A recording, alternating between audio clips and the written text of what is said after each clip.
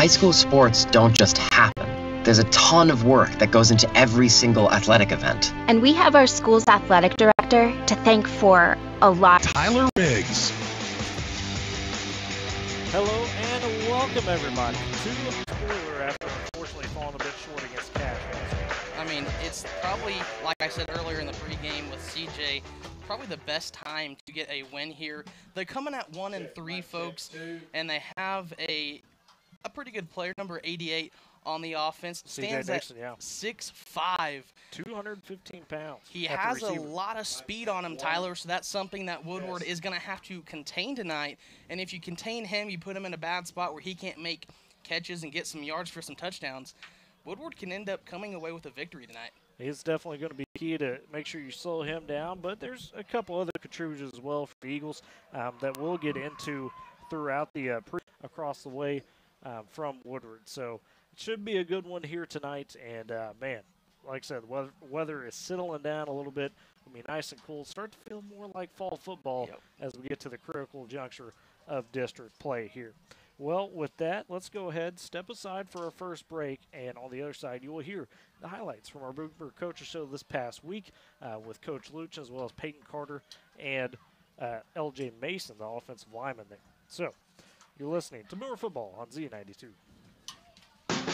Experts say it takes 10,000 hours to master a skill, but you don't have to be a master to get started. At High Plains Technology Center, our hands-on training gets you on the right track right now, with dozens of programs to fit your future. It takes hard work to turn a hobby into your hire. So get to it.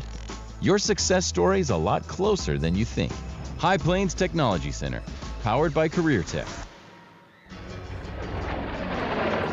The mission of Paralyzed Veterans of America is clear: accessibility. Veterans who have served and sacrificed the best of themselves deserve access to the best our country has to offer. And L.J. Mason, as well as Coach Lucian, to give their thoughts on last week's game against Cash and the upcoming matchup tonight with Weatherford. First, let's hear from Peyton and L.J. The Cash game, of course, and kind of I don't know how to describe that game. You know, it was one where they started out hot. You guys were able to respond. It got a little sloppy in terms of the turnovers towards the end of that game. Y'all had a chance. Unfortunately, just couldn't quite get across the finish line on it. So talk about the challenge Cash brought, and then you guys, how you were able to battle your way back into that game and put yourselves with a chance at the end of it. I think our O-line started doing better and getting our blocks, giving our QB enough time to block. And I think the defense did decent, but I don't know what we could have done better. I really think the defense stepped up that game. We got like 4 fumble recoveries. I think it was about 4 back-to-back. They had some yards on it, but like I said, forcing those turnovers, which is crucial. I mean, you could bend but don't break.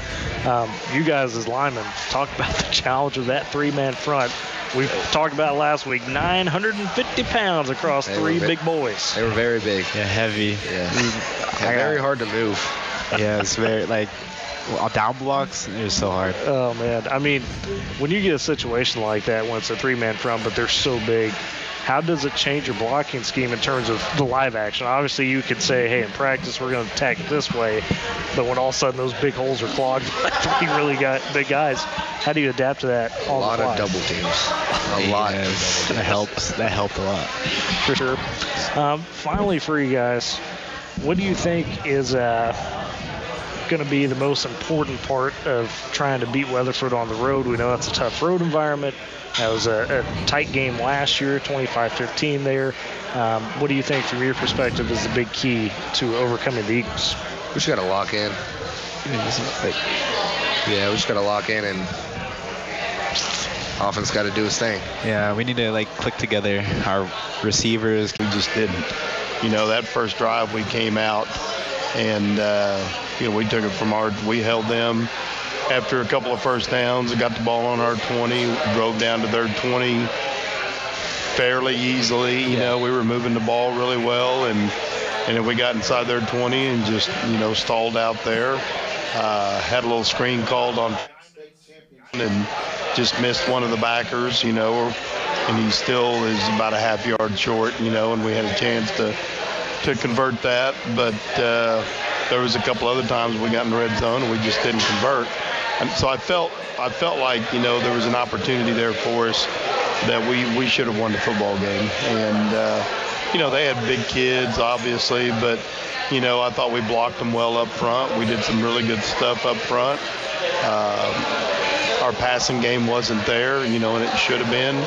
I think we threw for 160 yards, but, you know, it should have been 250 to 300. One thing we really focused on this week was getting our quarterback and receivers on the same page. I think that's really hurt us the last couple of games now. And, you know, I think we've struggled with knowing what route we're running and when to run it and how to run it. And so we've changed some things this week and focused, you know, really hard on that, because I told them in practice on Monday, I said, be as effective as we can be, because, I mean, heck, we got a lot of talent. And it's sad to sit there on the sideline sometimes and see it just fall apart like that. Weatherford team, they were 1-3 on the season. They had a road loss to Cachet last week. And some key leaders. Their quarterback is one of those, a senior, good athlete. No surprise, you guys seemingly just never-endingly run into great quarterbacks in terms of being athletes. And then they've got a little bit of young talent. Got a big receiver on the outside at 6'4", the sophomore that popped last year for some big-time plays. But ultimately, less than 10 seniors on the roster, kind of a younger group in that sense. What have you seen on them in terms of on film? What do you see from them? Is it a typical Weatherford team that's kind of downhill and tough, or, you know, they added a few more wrinkles? No, I think that's still their main MO. You know, they're going to try to run the football and try to run a lot of power and a lot of stuff like that. And then they'll set up their passing game a little bit. You know, they're not going to just line up and start slinging it around the field, but they like to play action pass. You know, they got the big kid on the outside that's a tough cover, you know, and we've had to make a few changes this week on how we're going to deal with him. But it's that same mentality. You know, they like to be a run-first physical team up front. They've changed their offensive line 3 or 4 times this year. You know, they keep, you know, moving guys in and out there, and I don't know if he's just trying to find the right mix or if there's been something else, you know, that's created some of that. But they've got a couple of really big players like Cash did, but then they also play with a lot of average-sized guys up front. So hopefully our matchups work well for us there. And then defensively, you know, they're physical. They come out and get you. They put a lot of skilled players on the field. They don't put a lot of linemen out there, you know. So to me, that says we win the battle up front. And if we win the battle up front and we're able to run the football like we'd like to and set up some of our play action type stuff, you know, we're not going to line up and spread all night and throw it all over the field either. Sure. That's just not what we want to do. And we're not built to do that, you know. But I think we can get a nice mix and maybe try to get a little bit more 50-50 than what we've been. But we've still got to be able to establish a run game for us. And with that, we thank Peyton Carter, LJ Mason, and Coach Luke 92. At Michelin, we know the right tire changes everything, particularly when it comes to fuel efficiency. For decades, Michelin has engineered tires that roll more efficiently to reduce fuel consumption and carbon emissions too. Come meet our tire experts and find out how the right Michelin tire can make a difference on your vehicle. Whether you drive a passenger car or an SUV, Michelin tires truly can change everything. Michelin, a better way forward. Available at High Plains Tire, 2220 Main Street in Woodward.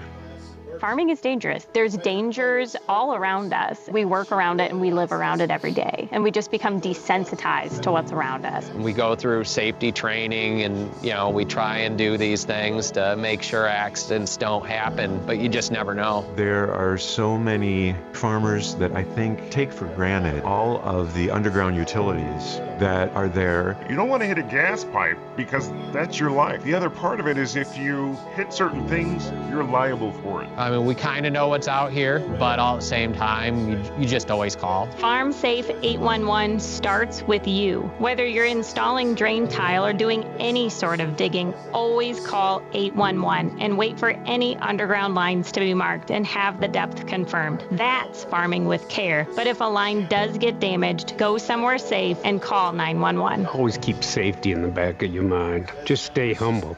For more information, go to farmsafe811.org.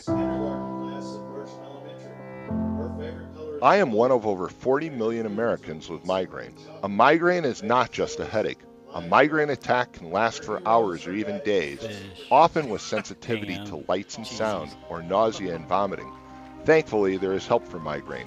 Learn more at headachemigraine.org. Now is the perfect time to find out if what you have may be migraine.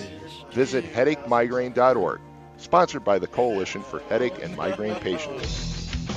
And welcome back here to Woody Field on Z92. Dakota Wagner and Scott Tyler Riggs with you as we are in the pregame at 12 minutes before kickoff here in Weatherford between the Woodward Boomers and the Weatherford Eagles. And, guys are heard from Coach Luchin there during the coaches show. Really, for the most part, and Eric, you mentioned this towards the end of the broadcast last week, for the most part, pleased with what went on the field. Just some small things that they got to fix. Yeah, no, I was actually talking to a player just this morning about that where, he's like, what's your feeling about tonight? And I said, well, if you guys just clean a few things up, if you guys clean a few things up, you'd been competitive or won last week because it felt like things were really starting to click. So, again, we've talked about this is actually a relatively young team in places as well as far as some skill positions, things like that. So, as those guys continue to develop week after week, that's what you want to see. Yeah, and Dakota, we also heard Coach Luchin there talk about making sure that pass game, that those receivers and Sam Cheap were on the same, wavelength, if you will, in terms of making sure their communication's right and their routes run properly.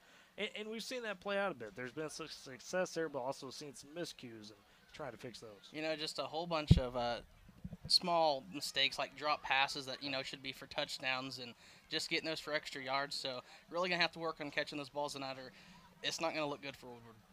Yeah, definitely going to have to do that. And, of course, we talked a little bit there before the break about the big threat for Weatherford, C.J. Nixon, the sophomore, 6'5", 215-pound receiver. He had a big part in last year's win over the Boomers. It was a 25-15 ball game there and really showed out as a freshman. But, Weatherford is really steadied by their senior quarterback, Reese Valines, a solid 6'1" athlete there, about 170 pounds, plays a bit bigger than that. Multi-sport athlete like we see a lot of these top 4A teams have, and he is calm, cool, collected, doesn't really turn the ball over a whole lot. And so when it comes to that from a defensive standpoint for the Boomers, what's the biggest thing you think you got to get him out of his comfort zone? Is it the pressure? Is it taking away his options? I mean, what do you got? Maybe not, but the way the Boomers have handled, especially the game on the ground, especially after last week. Newcastle was a little bit different because they had weird, funky offense. They had their one guy, and they did a lot get a lot of guys moving around. But with Cash, Woodward did a great job of sealing people off out on the edges. And so that's one thing that, you'd like to see. But unfortunately, if you get into that situation, you've got a guy, Weatherford has a guy that he can just throw it up to. Yeah. And that's going to cause major mismatch problems that anybody Woodward has. Well, Coach Lewis, of course, talked about double teaming Nixon and make sure he didn't get you beat deep. They do have a couple of speedsters underneath as Weatherford and Cy Scammerhorn and Nick Jett, two sophomores. So we mentioned the size of C.J. Nixon. Well, these guys, I don't think combined make his weight. They're about 130, 140 apiece, stripping wet as sophomores, but speed guys underneath. And so how tough of a challenge can it be when you've got a guy you defend over the top while not letting Weatherford get everything underneath as well? Yeah, I think, especially get in that, kind of that 5 to 15, 20-yard range. That is one area the Boomers have kind of struggled with at times this year, where they guys kind of sneak into that gray area. So that's something the Boomers are going to have to really pay attention to tonight is, because you do have that deep threat.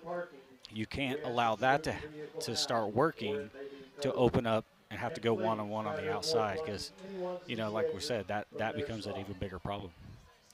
For sure. Well, we've got just about under 8 minutes before kickoff, so let's step aside for another break. And on the other side, we'll talk a little bit about the district games going on, as well, of course, with this one here tonight, and get you a little update on that and some injury news as well. You're listening to Boomer Football on Z92.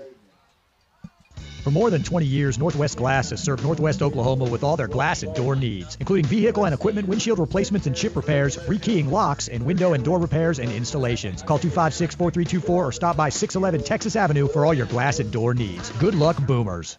Whether full service or do-it-yourself, the Triple Clean Car Wash has what you want. Located at 1121 26th Street in Woodward, the Triple Clean Car Wash is open Monday through Saturday from 9:30 to 5 for full service. Self-service is open 24 hours year-round. What I know about courage, I learned from my adoptive mom. She said sometimes you just gotta hold on and know we'll get through this. Mom, we are so high up. Hold my hand. No, you hold my hand. Here we go! Learn about adopting a teen from foster care. You can't imagine the reward. Visit adoptuskids.org to find out more. I learned patience from my adoptive dad. All he had to say was, Hey, you got this. Just breathe. Hey, we're pretty good. Yeah. Might have to start a band. I got it. Learn about adopting a teen from foster care. You can't imagine the reward. Visit adoptuskids.org to find out more. This message is brought to you by Adopt US Kids, the U.S. Department of Health and Human Services, and the Ad Council. Possibilities are all around us. We see potential in unexpected places. And when we share our knowledge, vision, and connections, we turn great ideas into action. Together, we can make real change happen. We're Rotary. We are people of action. /action.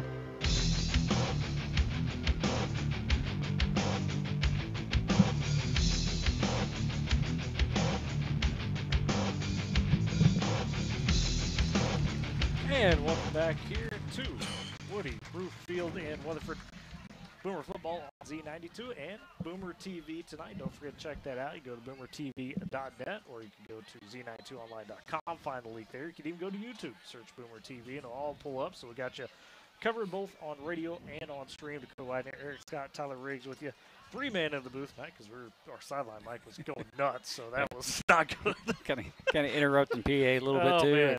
I heard them checking their mics. I'm wondering if I was talking over PA at one point. So. Maybe we messed them up. Either way, but 3-man in the booth tonight, and we talked about some matchups there, if you will, before the break. And now let's talk a bit surprising than the severity of it, even though you're playing up a bit. John Marshall at Chickasha. We know now Chickasha might be legit after they took care of this Weatherford team last week. Defended home turf there. Cash, who the Boomers lost to last week, played out of district last night. They played Southeast, played upper class against 5A school there. Lost a tight one, 36-31. So that one has no effect, obviously, on the district standings. But still, going against that higher competition tells you a little bit more. And Dakota, get to some of this injury news. We had kind of heard about this earlier in the week. Ace Long, the freshman running back, going to be out tonight with the concussion issues. But the Boomers get a familiar face back from last year, a guy that we saw be effective when Nash Hunter, really wasn't able to go for the most part, and they wanted to save him from defense. And Denzel Emery, he had moved away, moved back, and had cleared eligibility, so he's going to suit up tonight and kind of be the primary ball carrier. A smaller back than Ace, but a guy that brings good speed and good vision and good moves on the outside. I mean, he's very good at, finding those little pockets and squeezing himself through there. And when he gets open, Tyler, we both know that he can turn on the jets and sure get that ball down the field. And, Eric, I want to ask you about this from the coach's perspective. Coach Luchin told us we're going to see more double tight sits tonight. Now, is that Coach trying to adjust to his personnel now, knowing he's got a bit of a smaller back to try to get to the edge rather than to go more so between the tackles, do you think? Yeah, I think that's probably a little bit of it. But also kind of he's seen now in game situations a little bit more about what his line can do as well. Sure. And I think that's also a part of it. But, yeah, his personnel change, especially when you have a guy like Ace who, last week we saw that he is now the focal point of the offense. Yeah. And all of a sudden you start rolling, you get a focal point of the offense, and then he's out. You know, so you got to change something up. You've got to tweak things, and so I think that's probably a lot of what it has to do as well. And Coach Lucian, to your point on that, said they want to be more balanced this week. Maybe got a little run heavy. Understandably, like you said, Ace was really starting to click, and they leaned on him a bit. So now trying to keep that balance going and getting that passing game going. He made the point to me that they had 164 passing yards last week, and honestly probably could have gone for 250 to 300 if we would have saw some more of those, catches made for sure. And we've all seen it the first few weeks in terms of it's there scheme-wise, and I'm sure guys like Tanner Laird just want to get over that hump and get it going. Yeah, and I think once they can start doing that on a consistent basis, that will completely change the way, they start calling plays because, the way we've been dropping the ball, we've kind of had, forced Chief to get out of the pocket. He's had to make some rush passes a lot lately. The defense doesn't have to worry so much about the pass because it hasn't been working for us. But as we went through the second half last week, we started to see things working a little bit. And Laird, he had to have gotten a lot more confidence when he made that, that catch falling out of bounds, for the touchdown. It was amazing. And a great strike from Sancheap. Exactly. So you got to think things are going to start trying to move forward a little bit as we go into this game, in a game that they have the ability to continue to work on some of that stuff. And we just had the coin toss. Woodward won the toss, did defer. Weatherford going to receive, so that Boomer defense going to start out with their first test. And you want to see him set the tone early. We talked about shutting down C.J. Nixon. Did want to mention, too, Weatherford's running back there, the sophomore running back, and kind of more of what we've seen from, the first few weeks, a guy that's a bit bigger than what you would think he would be for his age. He's 5'11", 192 as a sophomore. So, as we know, something in the water in Weatherford to get these kids bigger, man. But he brings some of that more physicality, that we see in previous years, and you combine that with the speed they have on the outside and the two other young sophomores we mentioned at receiver. It's one of those where it's going to be a tough balance to try to make sure you don't get beat over the top, but also, like you said, protect those edges and not give up the big chunk plays. Well, and I think hopefully the defense can set that tone early in the run game where it forces them to do everything they can in the pass game. And when it forces teams to go downfield, if you're double teaming, you're playing well in the intermediate range, you make them one-dimensional. And so that's one thing that hopefully the Boomers can do is, keep them from being a balanced offense and make them focus on the throw. Absolutely. Well, that's our pregame here. As we got 12 minutes on the clock. Both teams have come out to the field and getting ready to get going. Before we get going, I do want to thank some great sponsors with us. High Plains Tire, our gold sponsor, Boomer sponsor, Caleb Roach Insurance, Great Plains National Bank, Dr. Chris Lee Mosley, First Republican Title Company, Triple Clean Car Wash, Divine's Radio Shack, KOC Taco Bell, and Long Shots Bar and Grill that hosts our Boomer Coaches show on. Run a bit more. Is it just trusting his receivers, you think? Tyler, we talked about Sam wanting to get out of that pocket. When he does, he's always there. Just maybe try to get on your feet a little bit more and trying to get out of your comfort zone a little bit. I talk to guys on the weekly basis. They've been quiet this week. Haven't said a whole lot. So let's see what happens tonight. And it will be the Boomers kicking off, as mentioned. Should be Lucas Shirkey out there for the kickoff and back deep to receive for Weatherford. It will be Nick Jett, the sophomore. So they just go a single return to deep. There's the whistle, the jog, the kick, and that one, not a bad little kick there by Shirkey. It's going to be fielded in the end zone for a touchback by Weatherford. So Lucas doing his job on that opening kickoff, and Weatherford will take over from their own 20 to start this ballgame. And this, one thing that we've talked about, that the defense, for the most part, has played well the last 2 weeks. With the exception of some big plays, they played pretty well. So with the Boomers, deferring, it allows that defense to come in and hopefully set the tone here in the first quarter. And hopefully get settled into that point on that far side, a tight end on the near. Mines will take the snap. They'll hand off to Blackman. Blackman not really much room to work with. He gets back to the line of scrimmage, maybe just about a yard. So straight away, guys, right there, able to stop that run on the inside. Looks like it was Hayden Hilliard that got on the early contact and was able to bring him down. So I bring up a 2nd and 9 now for the Eagle. Blackman trying to work inside, finds a little bit more room this time, gets near the 25, gets stopped at the 24. Still just a game of about 3 right there. and it will set up a 3rd and 6 for Weatherford. You heard Ethan Matt there on the PA on the stop, but again, Eric, the Boomers forcing that cutback in from Blackman and not letting them get that edge. Yeah, and the one thing the Boomers are going to have to do, though, something they have struggled with a little bit this year is tackling. Yeah. And, the first or second guy has got to bring him down, and not let him get into that, not make Laird come up or the linebackers, anything like that. 3rd and 6 for the Eagles. Lions will take the snap. He's looking to throw. They've got a little screen set up complete to Reno Hammonds. He gets to the 30. He's going to be short, looks like. Yeah, might be. Well, he's inches. right on it. We'll see where they spot it because he had to get to 30. They give him the first down. They do.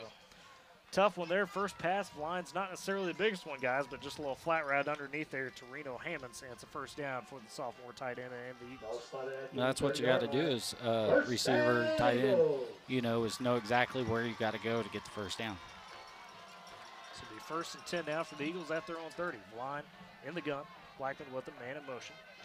2 receivers out to the far. Snap, pitch out to Blackman on the edge, and he gets corralled and cut back up and is going to get dropped for a loss. A host of Boomers there looked like Ethan Matt and Hunter Harrison corralled him back, and then the tackle, couldn't quite see who made the tackle, but it'd be a loss of 1 for Weatherford. Then you have Carson Medina getting in on side there. Said Hayden Hilliard on tackle. Not quite sure if I can verify that. One of those linebackers, but Eric, some we've seen now the last few weeks, Ethan Matt and Hunter Harrison just in the backfield early. Yeah, that's what I was, going to mention was that play was all because of Hunter Harrison. He was in the backfield. He was 3 yards into the backfield, and caused that play to kind of break apart. Second and 11 now for the Eagles. Lions in the gun, and we have a whistle on a flag. False start. And false start on Weatherford. Pushing back to 2nd and 16. And now if you're the Boomers here, guys, you got to make sure you take advantage of this and try to get off the field. Yeah, this is a situation, though, you've really got to watch that big wide receiver. Right, C.J. Nixon, maybe try to get some deep to him. If there's a time to pull the trigger, to your point, Eric, that would be it. 9:31 to go here in this first quarter. Still scoreless. First possession for either team. Weatherford's got it right now at their own 24, facing a 2nd and 16. The Lions going to be in the gun. Got 1 receiver on the near, 1 on the far. Running back in the backfield with Lions. Snap taken. Pitch out. Gets over to the left tackle. And they'll get him for just a couple few yards of the game. That was John Meadows, the junior running back. In a gain of about, 3 there, so not bad for the Boomers. Sets up a 3rd and long. Hey, but again, Hunter Harrison is coming out playing completely different than he did last week, and I know he's kind of been struggling with a little bit injury issue. But, yeah, been a bit banged up. But he came from the right side of the line. He was actually made the first contact over all the way on the left side. Lions in the gun on 3rd and 13. Checks back to the line of scrimmage after faking the hard count. Has 1 receiver to the near. That's Jet. 1 to the far is Nixon, the one to watch, and Blackman in the backfield with Lions. Double tight set as well. Now we'll take the snap. Play clock winding down. Back to pass. He's going to float one up, looking for Jim Boomer territory at the 30. And a big first down on 3rd and 13 there. And having a big wide receiver like they have, everybody's moving that direction. Everybody thinks that's where it's going to go, and it forces essentially a 1v1 on the near side over here. Shirky did everything he could to reverse course and get back over. Still it's basically a man-on-man. And just a perfect throw by the Lions as well. 43-yard strike sets up a 1st and 10 for the Eagles now. Lions in the gun, takes the snap, and it's just going to power himself. No, excuse me, that is not the Lions taking that snap. That would be Stone Chisholm, the sophomore backup quarterback that plays DB linebacker for him and gets about 5 yards there from the 30 to the 35 before he's taken down. And so now, guys, you're backed up in your own territory a bit. Defense has got to bow up here, maybe try to force some of those turnovers we saw last week. Every play this drive have had Mason Boring and Carson Medina on C.J. Nixon. So in the gun now will be Stone Chisholm, flanked by Blackman. Power again, this time to the far side. He's got a bit of the edge, going to turn it up, gets to the 20 before contact made there. Gets right across the 20 to the 21. That'll be another first down for Weatherford. And, guys, this is kind of the Weatherford we know, more of the power run game here, whether it be up the gun or on the edges with the strong athlete. Yeah, you talked about how he's a linebacker as well. Yeah, he looks it. I mean, he's a big, stout guy. Laird actually took him down one-on-one on the outside, and, really forced that way from Hunter Harrison. So So it'll be a 1st and 10 now for Weatherford in Boomer territory at the 19. I said the 21, apologies. 19 there. Chisholm still in at quarterback. Got Blackman in the backfield with the split receivers on each side, double tights. Snap, low bobble. Chisholm has to pick it up. He's in trouble in the backfield. He's going to be dropped for a loss near the 25, maybe the 24. A huge loss there after the bad snap, and a couple Boomers in on the tackle. Just a little small mistake that's going to cost some yards for the Weatherford Eagles. Definitely a break there for the Boomers. That's now again, got to capitalize here. Try to get Weatherford either held to a field goal or force them off the field. 2nd and 15. Ball back on the Boomer 24. 6:20 to go in this first quarter. Chisholm still in there at quarterback. Blackman with him backfield. 2 receivers to the far side. Chisholm this time will take it. Now he's going to look to pass after a rollout. Ball is tipped, though, on the screen, and that was well covered all around for the Boomers. Looks like Lucas Shirky got in the backfield, maybe got the hand on that. Either way, if that pass is completed, guys, there's a host of Boomers ready to tackle Blakely Rother right there. Yeah, if that pass was completed, he may have lost a yard or two, actually. It didn't look like it was really going anywhere. You know, and the Boomers sniffed that out. There was 4 guys around the intended receiver there, so you know the Boomer defense is doing a pretty good job so far. Just giving up that one big play. 3rd and 15 here for the Eagles from the Boomer 24. Man in motion. Lines back in at quarterback. Dropping back to pass, looking. He's going to fire one to the far side to Nixon, and Skies Ford comes over a Boomer double team and gets it hauled in. C.J. Nixon, just as we talked about, you look over and you just throw it up to him, and he'll go get it. That is a 24-yard touchdown strike for Weatherford. Yeah, that was a really good grab and a double coverage, you know, as you said, but it was as good a pass, though, as it was good grab because that pass was in the only spot that a Boomer could not catch it or knock it down. And with him having that 6'5" advantage, you know, just towers it in and just brings it right to the chest. Yeah, the line so far, Eric, to your point, 2 absolute dimes that he's attempted on and converted on. Extra point is up and good right there for Weatherford by Jake Crisp. So that'll make it 7-0 here with 6:03 to go in the first quarter. We'll step aside for a break. You're listening to Boomer Football on Z92. The road of life can be a real adventure. Are you ready for it? You will be if you've got the all-new BF Goodrich Trail Terrain TA tires. They're built to last, engineered for adventure, and designed for every season. So this year, drive with peace of mind. Choose roadworthy BF Goodrich Trail Terrain TA tires. Get set for what's next. Visit your tire experts at High Plains Tire, 2220 Main Street in Woodward. See bfgoodrich.ca for details. And welcome back here to the Boomer Football on Z92 and the Eagles strike first. I guess that actually no good. Put it up again. So 6-0 lead for Weatherford off a 24-yard touchdown strike from Reese Lines to C.J. Nixon. And that drive just taking about 5:57 right there, almost the first half of the quarter. And guys, just really it was 2 big plays that the Boomers gave. Yep. Well, and you talked about in pregame, you know, the patience he has as a quarterback. And on both of those throws, he didn't try to do too much. He just sat back there. And it didn't look like he had any checkdowns. He was primary receiver, you know, and just made 2 great passes. And now Jake Crisp, who missed the extra point, kicks it out of bounds on the kickoff. So that's going to give the Boomers some really great field position to start here for their first offensive drive. And yeah. You know, Eric, we talked about the Lions being calm, cool, and collected. He only threw 3 interceptions last year as a junior. Yeah, you know, and you can, you know, this is the first time I've had an opportunity to see him, but you can definitely tell that, you know, that is one thing that, you know, he is great at is, you know, and that's he probably doesn't run as well, and that's why they have a 2 quarterback package, you know, that they throw in there. But, you know, he has done a great job, you know, just on his 2 passes of sitting back there waiting and putting it in the right spot.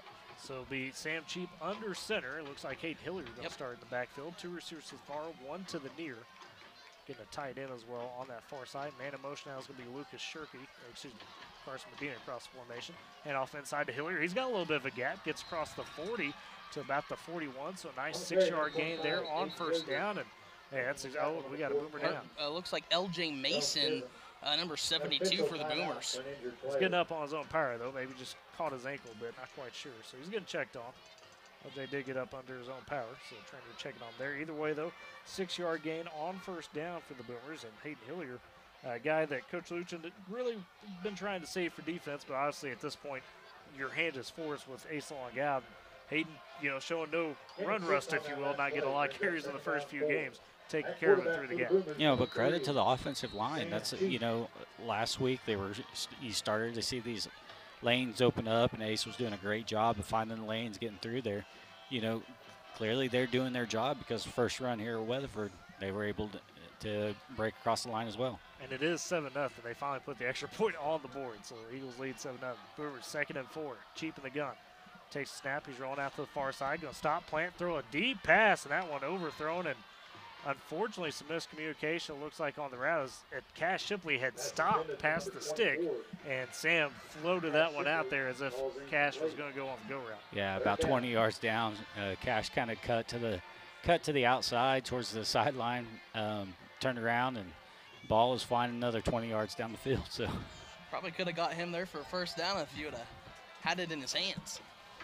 So we'll bring up a 3rd and 4 for the Boomers. So manageable situation, but you want to convert here. 5:29 to go in the first quarter. Weatherford on top. Cheap will be under center. Hillier in the backfield. 2 receivers to the far, 1 to the near. Cheap takes the snap, takes the handoff. He'll roll out on the far side. He's got a man open, and it goes through his hands. Pass was just a bit behind him. And it looked like that was Mason Boren. Would have had the first down at about the 50. Instead, it'll be 4th and 4. You almost kind of like to see Cheap keep going with that. The momentum he had, with the room he had, he could have easily got just past the chains and stepped out of bounds and no issue. But, he also felt like he had a good pass. And honestly, he just missed. I mean, he really did. He put it in the back shoulder. He wasn't able to get turned around and make the catch. So 4th and 4 for the Boomers. It'll be Cash Shipley on the punt. Back deep to receive this one will be Nick Jett, it looks like. Young sophomore. He's got some speed, guys, on this return. So see how the Boomers cover him. 5:23 to go in this first quarter. Snap a bit high, but Cash is able to bring it down and put a boot into this one. A beautiful kick by Shipley. It's going to be well covered by the Boomers. Jet will have to call for the fair catch. What is a flag for? A late flag. Nobody touched Jet, so I'm not quite sure what the flag's for. Jet caught it about the Weatherford 15. We'll see what the flag is for, not quite why. Yeah, Coach Lugin sure is curious. Yeah, because, no Boomer even came close to touch him. They backed off. There was a good 2 yards from making contact when he received the ball. See what the flag is for. As of right now, Weatherford will take over at their own Coach 15. Lugin clapping his hands, so it looks like they're going to back it up here, Tyler. So it might be a hold. Oh, against Weatherford. Yep. Referee's pointing towards their side of the end zone, or excuse me, our side. So this is where I feel dumb. I'm not exactly sure what that signal was. I believe it might have been a block in the back, so they might have chopped it. I'm not quite sure, though, on that. Either way, Weatherford will start at their own 10. What were you going to say, Dakota? I think he said there was a hold. Okay, so all right, backed it up to the 10. First down, Eagles. So we'll see if the Boomers can hold them deep here. In the gun, that's going to be the lines, 2 receivers to each side, or receiver to each side, excuse me. Lines will take the snap, hand off inside to Blackman. This time he's got some lead blockers in a hole, gets across the 15 up near the 20. That'll be near the stick. I think he'll be about a yard short, but a 9-yard gain there on first down. Looks like Hayden Hillier is going to be on the tackle there. And that's kind of, up the gut. Weatherford, if they get some lead blockers, guys, that's dangerous. You don't want to see that. Yeah, the scary thing is you don't want to see our linebackers leading the team in tackles. And, unless we clean some things up front, you're going to have that again tonight. Weatherford has some big boys on the line. They do. They got a couple, not as big as Cash, but they've got some big boys. In the gun now will be Stone Chisholm. He'll take the snap and try to bounce it outside on the QB power. Wow. Lowers a shoulder collision there with a few Boomers. Gets across the 20. Just a gain of 2, but that's all they needed. They just needed the yard to get that first down. That's one thing about when he is in a quarterback, you know he's probably not going to throw the ball. It is going to be a run situation, and that's exactly what the Boomers did. They just, weren't able to get the first contact until he was about, to where the sticks were.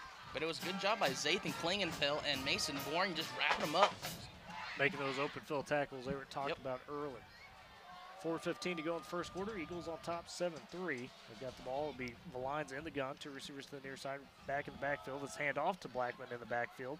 He'll get up near the 25. Klingenfeld again.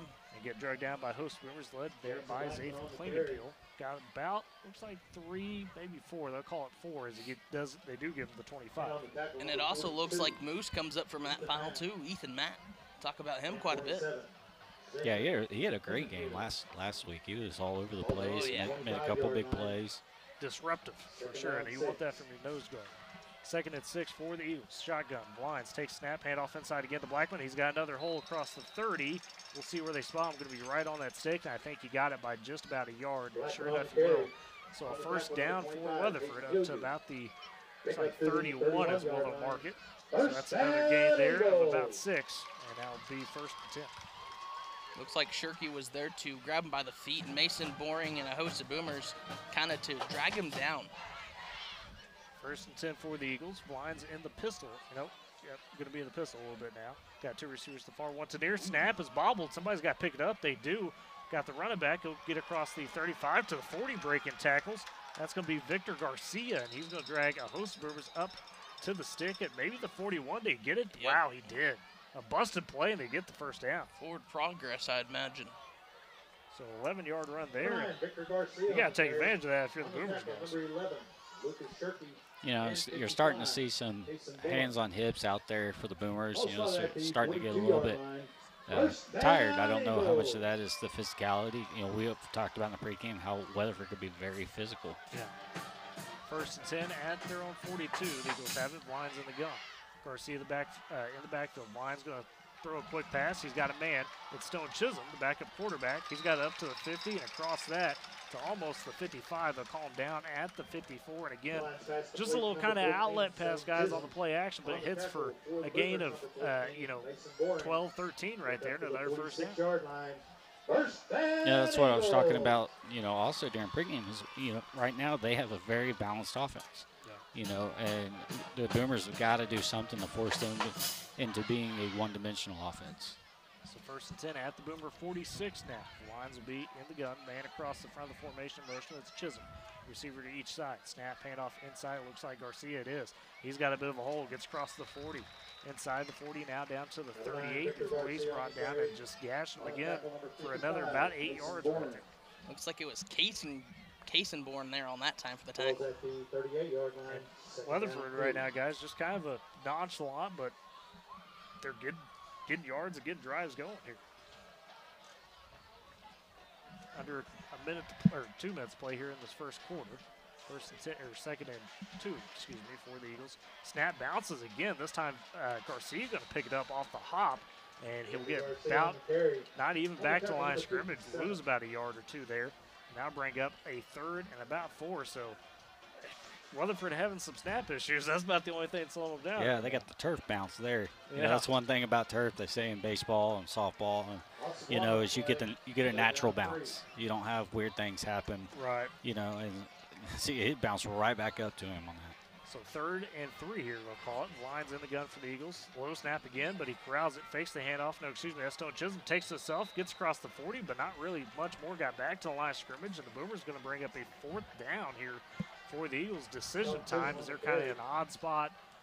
Probably will wind up going for it with what they've been able to do so far. It was Casenborn to grab him, and then Ethan Matt, other known as Moose, kind of just drags him down.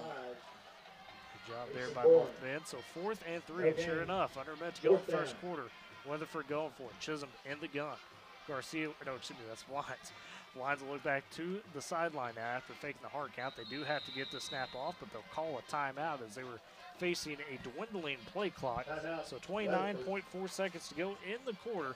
Weatherford leads 7-0. Let's step aside with them real quick. You're listening to Boomer Football on Z92. Sorry, I'm out sick again. I just can't shake this fever. Spread by mosquito bites, West Nile virus is found in nearly every state across the country. Elena had another asthma attack. She's really sad to miss school again. Asthma, a leading chronic illness among children and youth in the U.S., can often be triggered by allergens from household pests. Don't let pests force you to take a sick day. Learn how to protect your family at pestworld.org. A public service message from the National Pest Management Association and the CDC.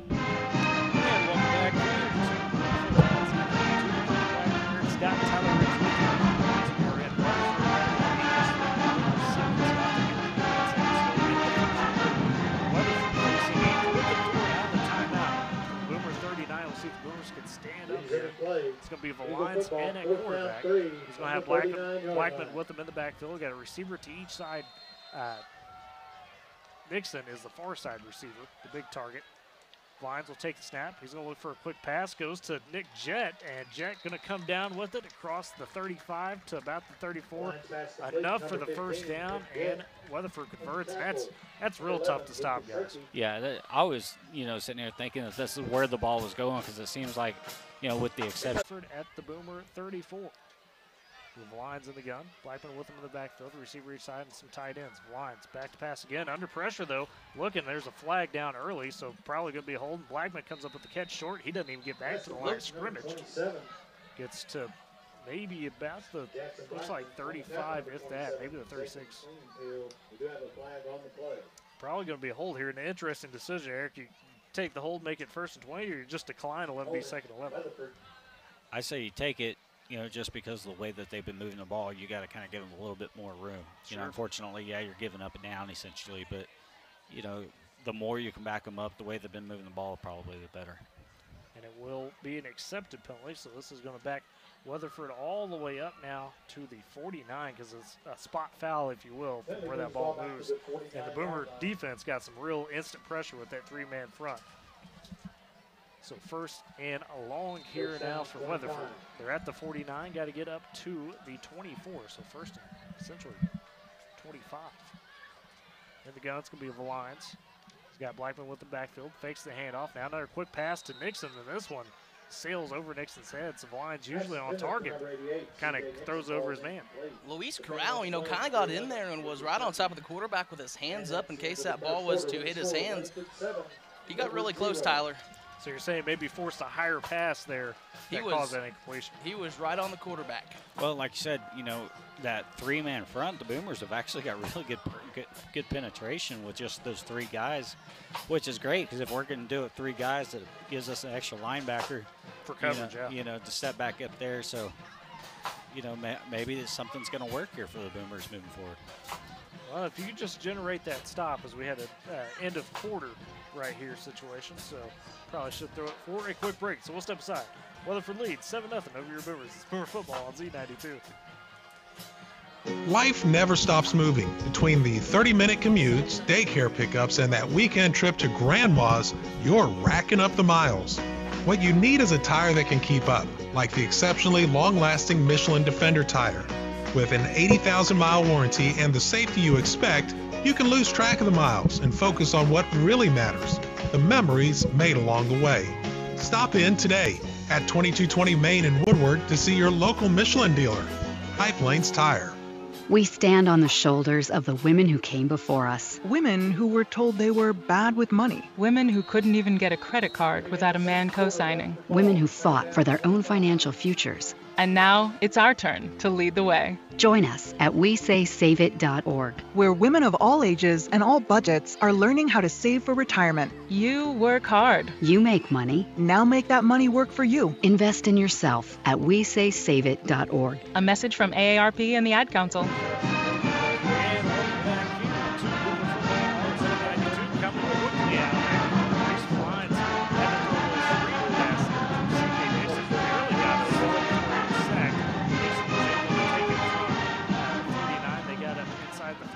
To the 43, so a 6-yard gain there, but brings up a 3rd and 19 now here for the Eagles.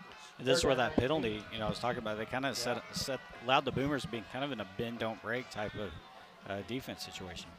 So line in the pistol there, he'll take the snap, face the handoff. He's got receivers leaking out, looking to pass under pressure, has to escape, and he's going to get tripped up and falls down. I believe it was Hunter Harrison that got the hands on him that forced the sack. And that's going to get Weatherford off the field. It's backed up all the way to the 49. He had pressure coming from the left and from the right. And then he kind of stumbles on his own, but from a push. So got a break there for the defense. Let's see if the offense can come back out on the field and try to get something on the board. I also want to give Moose credit for being in there as well because, Hunter was able to get a hand on him, kind of start getting him stumbling a little bit. Moose went in there and kind of finished it off. That whole D-line was in sync right there. So it looks like maybe a pooch punt here coming from Stone Chisholm. It is not a great one, but going to get the bounce inside the 20, and it's going to be a great one because that rolls it out right around the 8. So Weatherford with a little special teams action there. Well, that's what you got to do to keep people kind of off balance. pooch button it like that, you know, the return game of the Boomers, it kind of keeps them out of sync a little bit. So, Tyler, we're going to switch it up on offense here. We're going to bring in Denzel Emery, and Hayden Hillier is going to get to watch him play. So Denzel Emery, we talked about in the pregame, filling in for the injured Ace Long. He's back after being away school-wise, but he is back. And Emery, as you mentioned, Cody, going to get his first snap at running back. He said he is very ready. And it'll be Sam Cheap under center. Got one receiver to the near, two to the far. Tight end as well in the set. Snap, handoff to Emery inside. Going to try to find some room and not going to get much. Maybe back to the line of scrimmage, and that'll be it. So bring up a 2nd and 10. And, yeah, Dakota, you can see it right there on the handoff. Excited. He was almost hop-stepping, but unfortunately not really any room to work with. And so, guys, on that last drive for Weatherford, last week that kind of caught my eye, and it started out that way this week. Weatherford on their touchdown drive went 12 plays. Boomers could get off the field. Cash had a couple big drives like that as well, but this one, I mean, that was about another 10, 11 play drive and able to get that stop. That's good news there for the Boomers. So now it'll be a shotgun snap for Cheap. They're going to go with the quick pass, trying to go to Luis Corral there, and going to be dropped by Luis. Had a man on him right in front. Couldn't hold him. I don't know if that was a play, but 3 of our offensive linemen just kind of fell to the ground. It's something you really don't see very often. I've seen it. But you don't see it very often. They all fell at the same time in sync like it was meant to be. As a former lineman in Guthrie, this is something that they ran now he's dropping Guthrie. Name dropping. Well, they do this a lot where on the stick plays, if you will, like that, the linemen are supposed to chop. So I think that's what you saw there. 3rd and 10 now for the Boomers. Cheap under center. Emery in the backfield. Cheap going to fake the handoff. No, he will hand it off to Emery. Well, no, it was a fake. And he, wow. Mason Boring, I think. Got the catch, yeah. So great fake by Sam Cheap. Faked me out. Did a little flick pass to Mason Bourne. I believe they got the first down up to about the 23. It was flag, though. See where the flag is, but still. Yeah, it's about the 10-yard line. Might be a hold coming back. And the Boomers are moving backwards. So on 3rd and 9, would have had the first down, but now going to be a 3rd and long here. No, illegal man downfield, I believe, is what that call was. Hand on the hat. Ineligible man downfield against Woodward. So I'm backing them up to the Boomer 4. They're at the 8, half the distance to the goal line on the penalty. So instead of a first down, it'll be a 3rd and 14. And that's essentially the same thing as we've been talking about with the missed opportunities. It was a little bit different, but hey, again, first down, we're starting to move the ball. Boom, we're pulling back. So 3rd and 14 for the Boomers. Sam Cheap going to stand at the goal line in the gun. Emery with them. 2 receivers so far, 1 to the near. Cheap back to pass, under pressure. Going to float one out to the far side, looking for Cash Shipley, and just a bit out of his reach. Good coverage as well there. We got a flag in the end zone. It might be a roughing the passer. That would be a big break for the Boomers. He was on him, and then right when he threw him, he kind of just shoved him to the ground, it looked like. I saw Cheap coming up off the ground. Personal foul, roughing the passer. That's what the call is. So, hey, huge break there for the Boomers to get one back after giving one up on the illegal man downfield. Automatic first down. It should move it all the way up to the 19, I believe, on the 15-yard penalty. Nope, going to go past that. Okay. Is that the 4? They got all the way up to 24, it looks like. So. Yeah, it's got to I'm about to say it should have been the 19. He walked past the 20. I was like, okay, I'm not going to question the ref. So. Well, we'll take it. Yeah. 3 yards. So first down at the 19 for the Boomers. Cheap going to be the gun. 3 to the near, 1 to the far. Cheap will take snap, fake the handoff. He's got a man short here on the out route. It's caught by Mason Bourne. Breaks the tackle up to the 30. Now to the 35, and he's finally taken down. And Mason Bourne makes a man miss and gets a huge first down there for the Boomers. About 19-yard gain there up to the 38. Those are the times. One thing I have noticed about Cheap is when he's moving, he can make the throws. It's just sometimes he gets going too quick. That time he just kind of let the play happen. He made a nice little easy pass, and we moved the ball up the field. And Dakota, how about Mason Bourne doing what he's supposed to, making a man miss? We've seen him not be able to get those easy balls, and now he's got 2 of them. That's a good sign for sure. So first and 10 for the Boomers. 8:40 to go in the half. They trail 7-0. Cheap in the gun. Timeout. And he wants a timeout as their play clock was all the way down there. So that'd be the first timeout for the Boomers of the half. They trail 7-0 as mentioned. We'll step aside with them here. We'll see the Boomer football on Z92. Kentucky Fried Chicken Taco Bell, 2411 Oklahoma Avenue in Woodward, is open 10:30 a.m. to 9 p.m. daily. Whether you're hungry for chicken or a tasty Mexican taco, you can find it at Kentucky Fried Chicken Taco Bell. They have what you're hungry for. First Republic Title Company, your real estate closing specialist, is a full-service title, settlement, and closing company. Call Donnell or Terry at 580-256-7349 to assist you in your next residential or commercial real estate transaction. And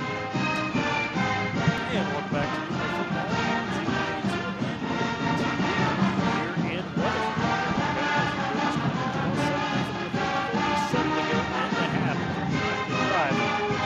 Saw a nice 19-yard pass there from Sam Cheap to Mason Bourne on a little quick hit. And the Boomers had to take a timeout, though, as their play clock had wound all the way down. Now back out of it, it'll be Sam Cheap in the gun. Got 3 receivers on the near side tight, and then one to the far is Talon Laird. In the backfield is Denzel Emery with Cheap. He'll take the snap. He's rolling out to that far side, looking for Laird, floats it up, and a miscommunication there again. Same thing we saw with Cash Shipley, where Laird stopped short, about the stick, and Cheap wanted the deep route, the kind of out route there on the sideline. Yeah, that looked like the same exact play, to be honest with you. Maybe kind of on the opposite side, kind of inverted a little bit, but, same thing. Cheap was trying to go deep. Somebody cuts back to the outside, miscommunication. As you were saying, makes his men go all the way down the field for an easy first down, just hurts you with that miscommunication, as he was saying. Yeah, might have been. If you look for Laird there at the stick, that might be an easy first. Yeah, down. It was there. It was there. So 2nd and 10 now for the Boomers. Cheap in the gun. Man of motion across the formation. It's Bourne, but the handoff inside to Emery. Tries to make a man or two miss. Gets only going to be about a gain of a yard or two, and that will bring up a 3rd down here for the Boomers. About a 3rd and 8, it looks like. Kind of as you both said, talking about that miscommunication. Either way, if one of those works. Yeah. And I think, both times the miscommunication happened. The receiver had an opportunity. Both times Cheap made a pretty decent throw downfield. Just wrong area. It's just the wrong spot, So either one of those is gone to the right person. Looks like we're going to get a timeout for Woodward here. Another timeout burned by the Boomers with 7:51 to go in the half. We'll keep it right here since we just had a timeout. Guys, another pivotal down here, 3rd and 8. You've put together a couple plays on this drive, got yourself out of the shadow of your own goal line. Kind of want to convert here big time to get some of that momentum going and hopefully get a score on the board. Yeah, and that's the frustration about right now is you started making plays. You started having good things happen, and then all of a sudden we've had, miscommunication, and we had 2 timeouts that you really shouldn't have had to take, and kind of stall everything out. So hopefully the Boomers can, make a play here. It's not like they're going 20 yards. They've only got to go 8 and a half yards. 8.5 about. And to add to that, you're only down by 7, so you're in a good spot right now in the 2nd quarter. Sure, but you definitely want to get that score. Yes. You will get the ball out of the half, as Weatherford had received after the Boomers won the toss. Now, one plus side, as you talked about earlier with the drives that Weatherford has had on their side, is this is allowing the Woodward defense to kind of stand on the sideline and catch their breath. Cheap will be under center, puts a man in motion. Got Hayden Hillier in the backfield. Cheap will fake the handoff, rolling out to the far side. He's got a little bit of space, floats a pass, and that one was tipped. Looked like it might have been able to get completed to either Carson Medina or Luis Corral was behind him, but a breakout there by Weatherford.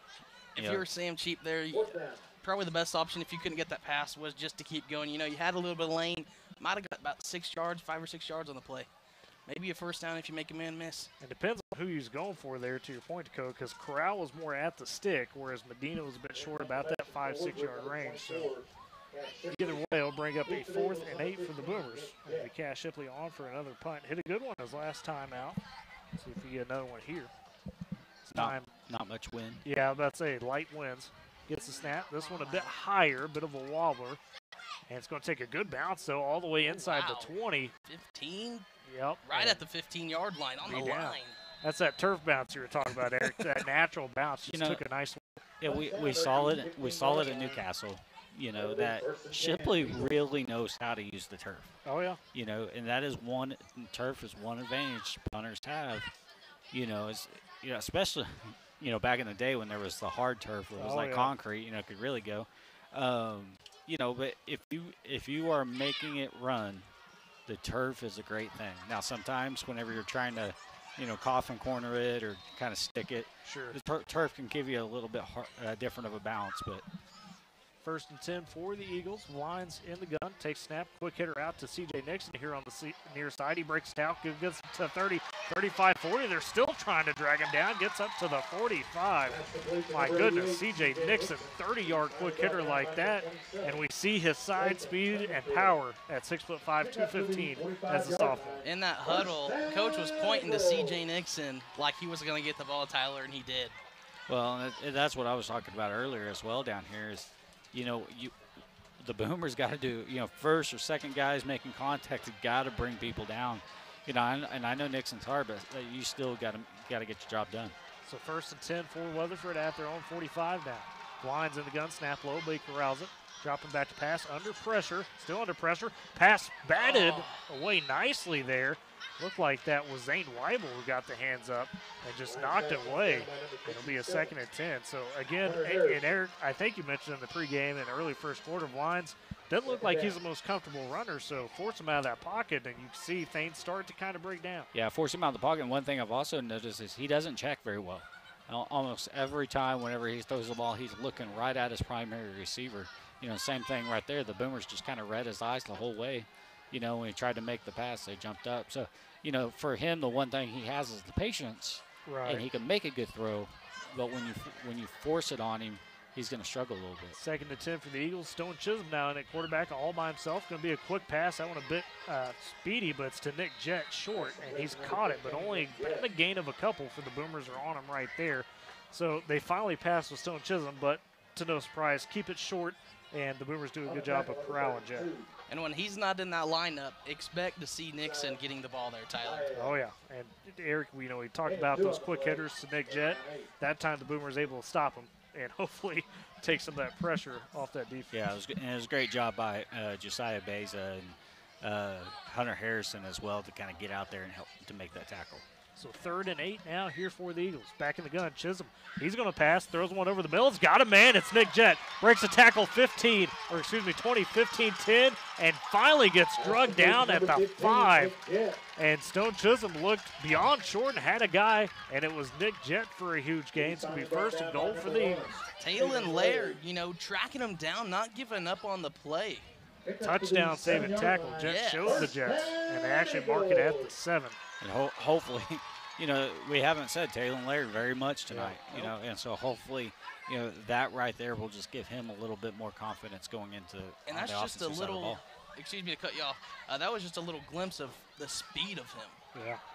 So 1st and goal here for the Eagles. Stone Chisholm in the gun, takes a direct snap. Logan to bounce out to the outside. He's into the end zone, but there was a flag early on the play. And we'll see what the flag is. I think it might be a hold on Weatherford. False start, actually. Yeah. Okay. So he'll back up. That's why they blew the whistle. So no touchdown. And they'll back up Weatherford there to the 12 and be 1st and goal from the 12. Hey, guys, side note. Would you call this the Eagles' nest up here? Do what? Would you call this the Eagles' nest? The press box? Sorry, I had to. I had to. I was sitting there thinking about it. Oh, Eric. I mean, it's a little warm in here without the windows open. So. It is. We do have the windows open. What are you talking about? When we did. Oh, boy. 1st and goal from the 12 for the Eagles. Chisholm back in the gun again. Direct snap, and he'll take it up the gut this time instead of looking to pass. Helmet's off on somebody. Looks like a Weatherford lineman, so he'll have to come out. Chisholm, though, able to get about, looks like 5 right there, up to the 7. So back where Weatherford had it. It'll be a 2nd and goal from the 7. You know, you're doing drive charts up here, and I realize I'm marking on the wrong drive previously. That's rough, guys. That's the broadcaster. The way it's been going up here tonight. So. Yeah. Chisholm 2nd and goal here for the Eagles. Chisholm will take the direct snap, try to go outside. He's met in the backfield by the Boomers. They broke that one down quick. I know there was Moose. It looked like maybe Hunter Harrison got off the outside edge and got him pushed out. just a host of boomers. Yeah, Moose definitely made the play happen by forcing him to the outside. Hunter's in there. It looks like Sharkey was kind of in on the tackle as well. Just so good 2-yard teamwork. loss. Good teamwork.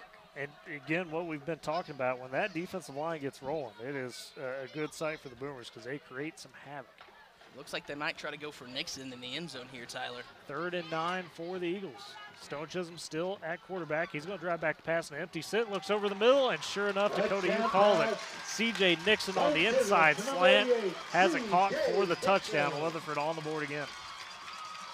Yeah, really, that was, Laird. Was it Laird? I think so, on the inside coverage, yeah. Couldn't quite. That's a long way from me. Laird actually had a good job getting his hand on there, but you can tell that was just the strength of Nixon grabbing the ball and pulling it in for the touchdown. I thought he broke it up at first, but apparently he has some strong hands. The extra point, they're going to go for 2 as things broke down. There's a flag. And now throw to the back of the end zone. That's no good on the 2-point try. Let's see what the flag is. Looked like maybe a bad snap. It's a hold anyways on the Eagles. I'm sure the Boomers going to try to decline this. So that will put the score at 13-0. Weatherford on top of your Boomers here with 4:53 to go in the half. We'll step aside for a break. You're listening to Boomer Football on Z92. If you're feeling dizzy or off balance, you're not alone. 35% of adults over 40 in the U.S. have a problem with their inner ear, and many conditions go undiagnosed and untreated. But there's hope. For more information, call 800-837-8428 or visit liferebalanced.org and discover a life rebalanced. That's 800-837-8428 or liferebalanced.org. Sponsored by the Vestibular Disorders Association.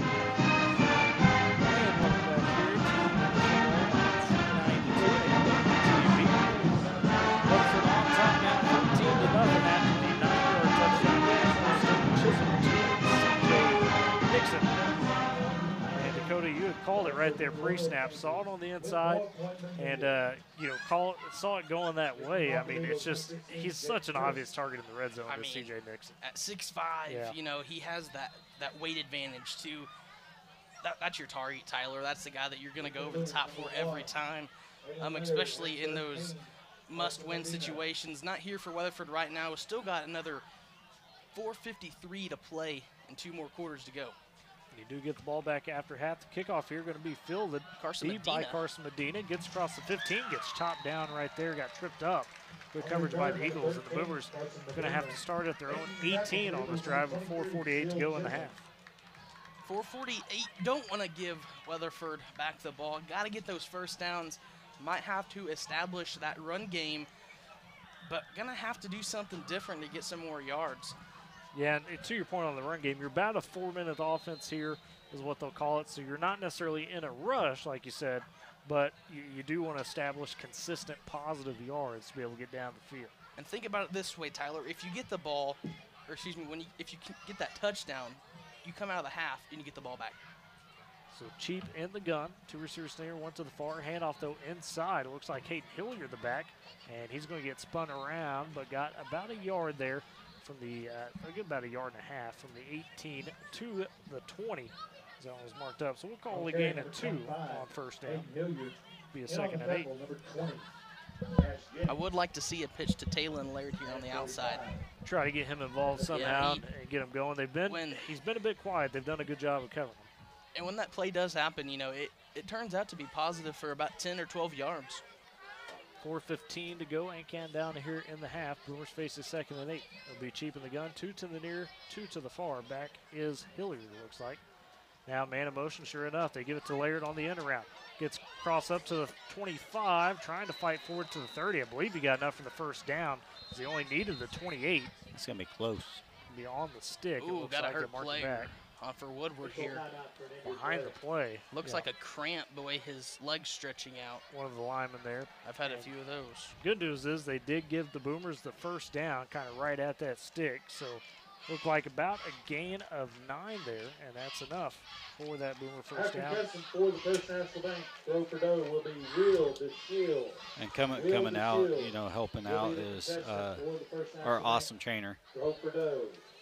Yeah, the Boomers have that training staff, some that I believe they just hired, essentially got full-time on that. Yeah, we got LB Watley comes out. She teaches some health classes as well. She does a great job.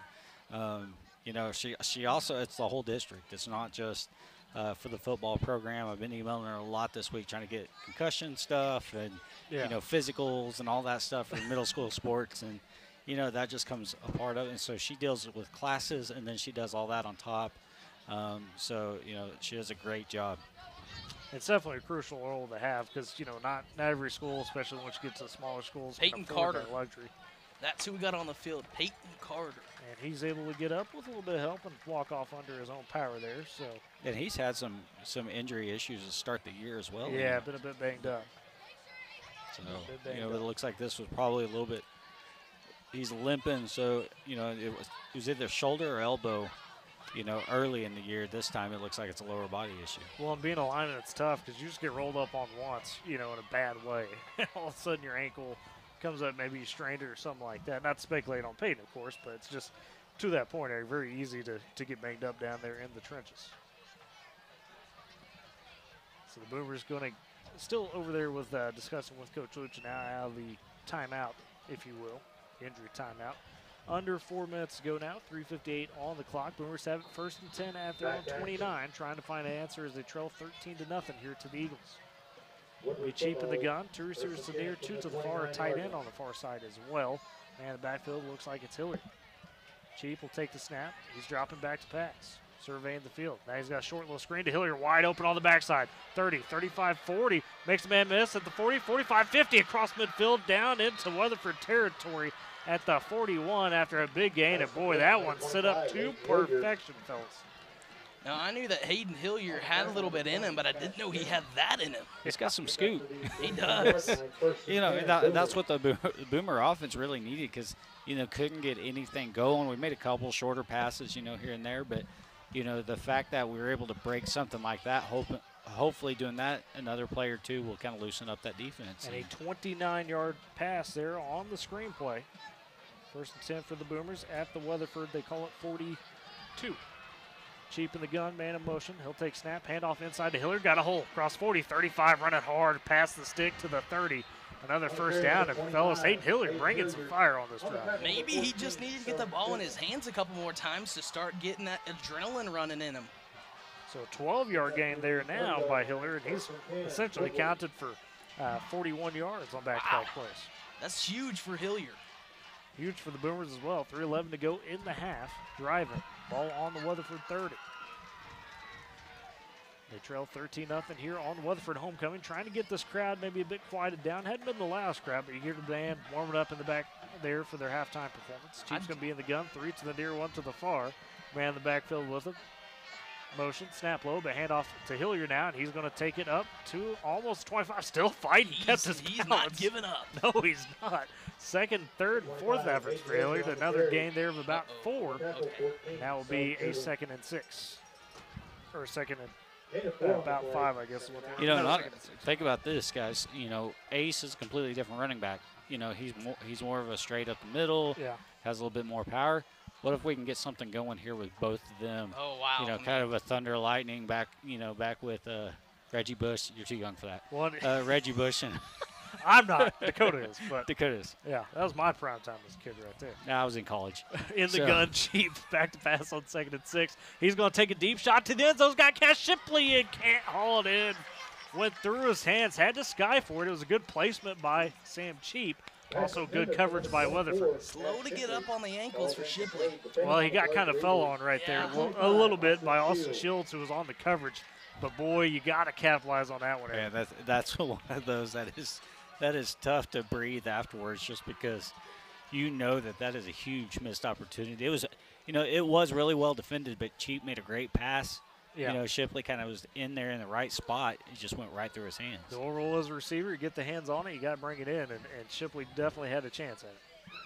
So 3rd and 6 now for the Boomers. 2:05 to go here in the half. Trying to get this crucial first down. Cheap going to be in the gun. 3 to the far, 1 to the near. Man in the backfield is Hilliard, and now we got a timeout. Coach Lucha looks like going to burn his final timeout here of the half, as I didn't like what he was seeing there, but now, guys, The playbook's open on 3rd and 6. I mean, a lot of people kind of skew more pass here, but with what we've seen on this drive from the run game, I would say it's a viable option just as any. Well, and that's what, I was kind of talking about a few plays ago where the playbook is opening up. Because we've made that screen pass for a long play. We had another run. Just that pass alone right there, even though it went through his hands. Now they got to worry about the deep pass because they're seeing the fact that Chief can make the throw. We can get ourselves an opportunity to make the catch. Now it's going to open up the middle of the field as well. I mean, you got 205 here. The left offensive line has that little ump for Hayden Hilliard to cut offside the edge. I say you just give it to him and let him go left with it. That's behind your homecoming king, Hunter Harrison, one of the captains on that left side you're mentioning. He's been moving some hay here so far tonight. See where they go here on 3rd and 6. Chief's going to be in the gun. 3 receivers to the far, 1 to the near. At the top is Taylon Laird over on the far side. In the backfield, it's Hayden Hilliard. Snap. Chief going to roll out to that far side. Stops. Floats past the sidelines. Taylor Laird caught. First down at the 21. And just well drawn up, well executed, and exactly what we were talking about, converting on an easy open chance. Found his man eye to eye. I'm liking it. And that's what, we keep harping on, missed opportunities. We converted on something. We got to keep doing little things like that to be able to win ball games. So now you've got 1st and 10. You're in the red zone for the first time here for the Boomers tonight at the 16. Minute 59 as Taylon got out of bounds, so the clock is stopped. You're not in any rush to get this play off. It'll be Cheap in the gun. 3 to the near, 1 to the far. The far is Laird. Man in the backfield's Emery.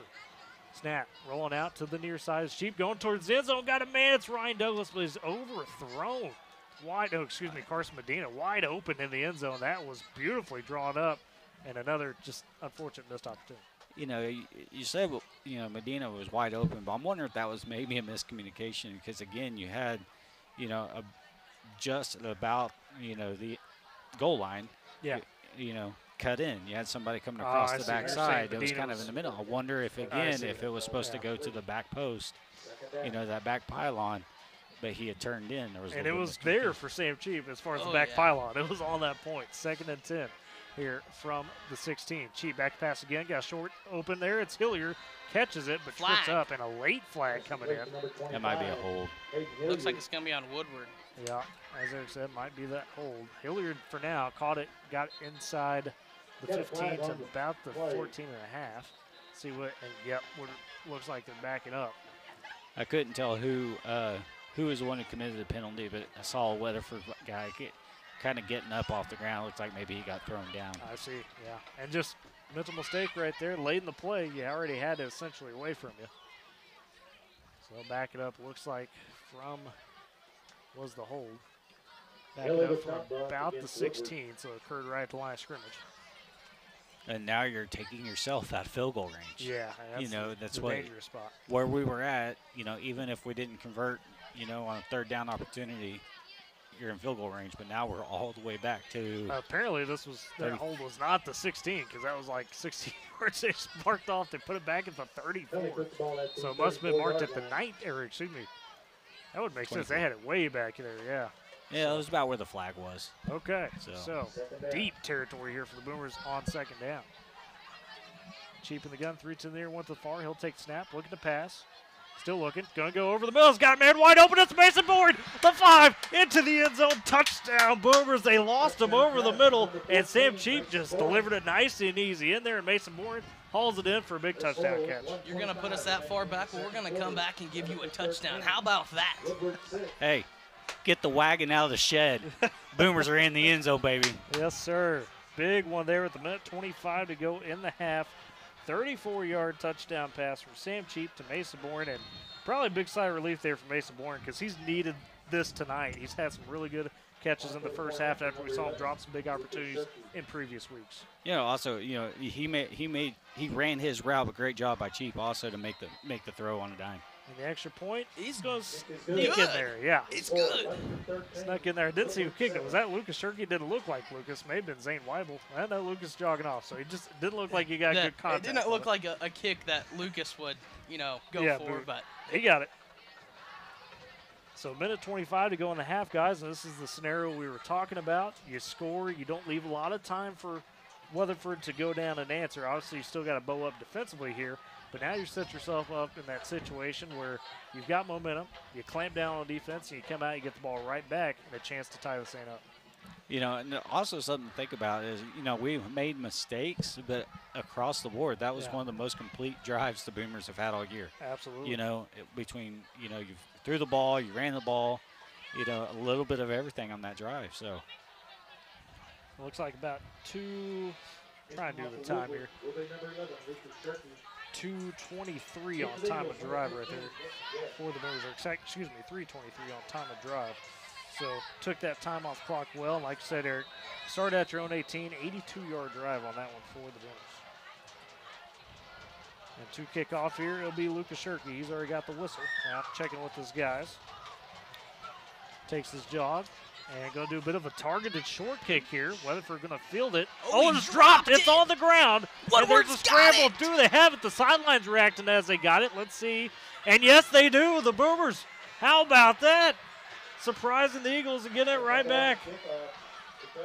Only 4 seconds off the clock, Tyler. How about that? Holy smokes.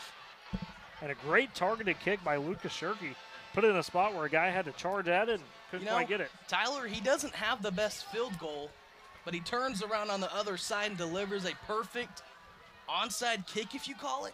I would say kind of it's a high onside kick. I don't know how to describe it. It wasn't a traditional onside. Maybe a little squib that would. One of those you get it up just enough. We won't complain.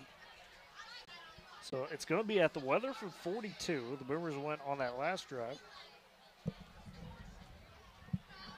10 plays there to get that drive in, and now you've got a short field. The only thing is, excuse me, the only thing here is that now you have no timeouts left and only a minute 20. You got the short field, but you're going to have to kind of keep time management in mind, right, I guess. Yeah, absolutely. You know, but like you said, this is one of those things where, you know, time management, but you also kind of want to score pretty quick. You got the momentum. You know, maybe try to make a, you know, deep play again. Going into this, to what would have been Weatherford's possession, we were talking about the clock. They had a lot of clock to work with, or didn't have a lot to work with. You know, especially they don't have a quick hit type of offense. You know, and so, you know, really that was going on our side. So here, with the field position, with the momentum that you got, you swing in your direction, let's go for the end zone right off the bat. If I'm Sam Cheap, you know, I'm going to throw it like you said, obviously, but if I'm Coach Lujan, I'm telling Sam Cheap, take every advantage to run down the field and run out of bounds. Right. Yeah, try to get every little yard that you can. Well, and that's again, you know, Sam's got to recognize those opportunities. And I know he's had his concussion issues in the past. He's got an elbow or wrist issue going on right now as well. But you know, this is his time to make something happen. Now the timeout by Weatherford. They took a timeout because Coach Roof, I think, trying to collect his guys mentally and watch maybe for that deep shot you guys are talking about. Cheap will be in the gun. 3 to the near, 1 to the far. The far is Laird, in the backfield is Hilliard. Cheap back to pass, looking to the far side. Laird, sure enough, going for the deep shot. He's well covered, and that one just out of bounds. Not a bad look, though, fellas. I mean, sure, double coverage, but we've seen Taylor make those type of catches, and Cheap put it in a spot where only Taylor was going to get it. Yeah, that's a little inside. It came really weird out of this. It was a good spiral. That was what I'm trying to figure out what exactly happened, because it kind of came out weird, but it was still spiraling, so it wasn't deflected. I don't know what, but again, we were trying to take that shot downfield. Weatherford was expecting it, you know, as we said, and they were double covering the guy that we knew we were going to coming out. 2nd and 10, Cheap in the gun, 3 to the near, 1 to the far. Quick pass out here to the near side. It's Mason Bourne has it. Going to try to reverse field about the 42. Puts his head forward and tries to fight for it. It gets about a yard, maybe 2. So not a bad play, but you fought inside for only a yard, and now the clock's running. And that's what I was just kind of saying. He's young. He's only I believe sophomore. He's got to get out of bounds on that play. Looks like Hayden Hilliard might get the ball here. 3rd and 9. Boomers back to pass. It's Cheap. He's looking. He's under pressure. He evades it. Now it's signal a man. Trying to get something. Floats one out of bounds. Smart play there. Had nothing open. Couldn't even really scramble. So it'll be 4th and 9 for the Boomers. They try to get another quick hitter, it looked like, there to the near side, but nothing quite there. 42 seconds on the clock. And we'll see what the Boomers do. I don't know, do you risk it here? I mean, you got plus field position, you ride the momentum maybe? They're going to go for it here, Ty. It looks like they're going to go for the long ball. Yeah, I say go for it. You're kind of in that awkward position anyways.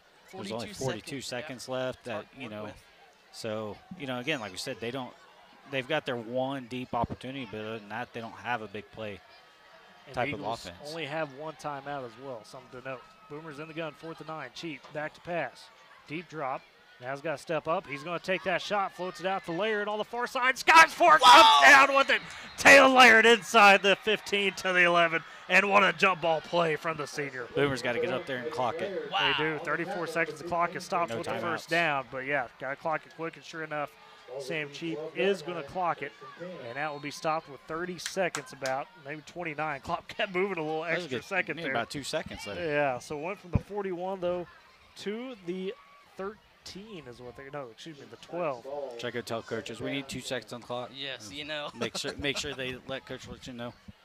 So a 29-yard pass play from Cheap to Laird. Beautiful catch by Taylor Laird.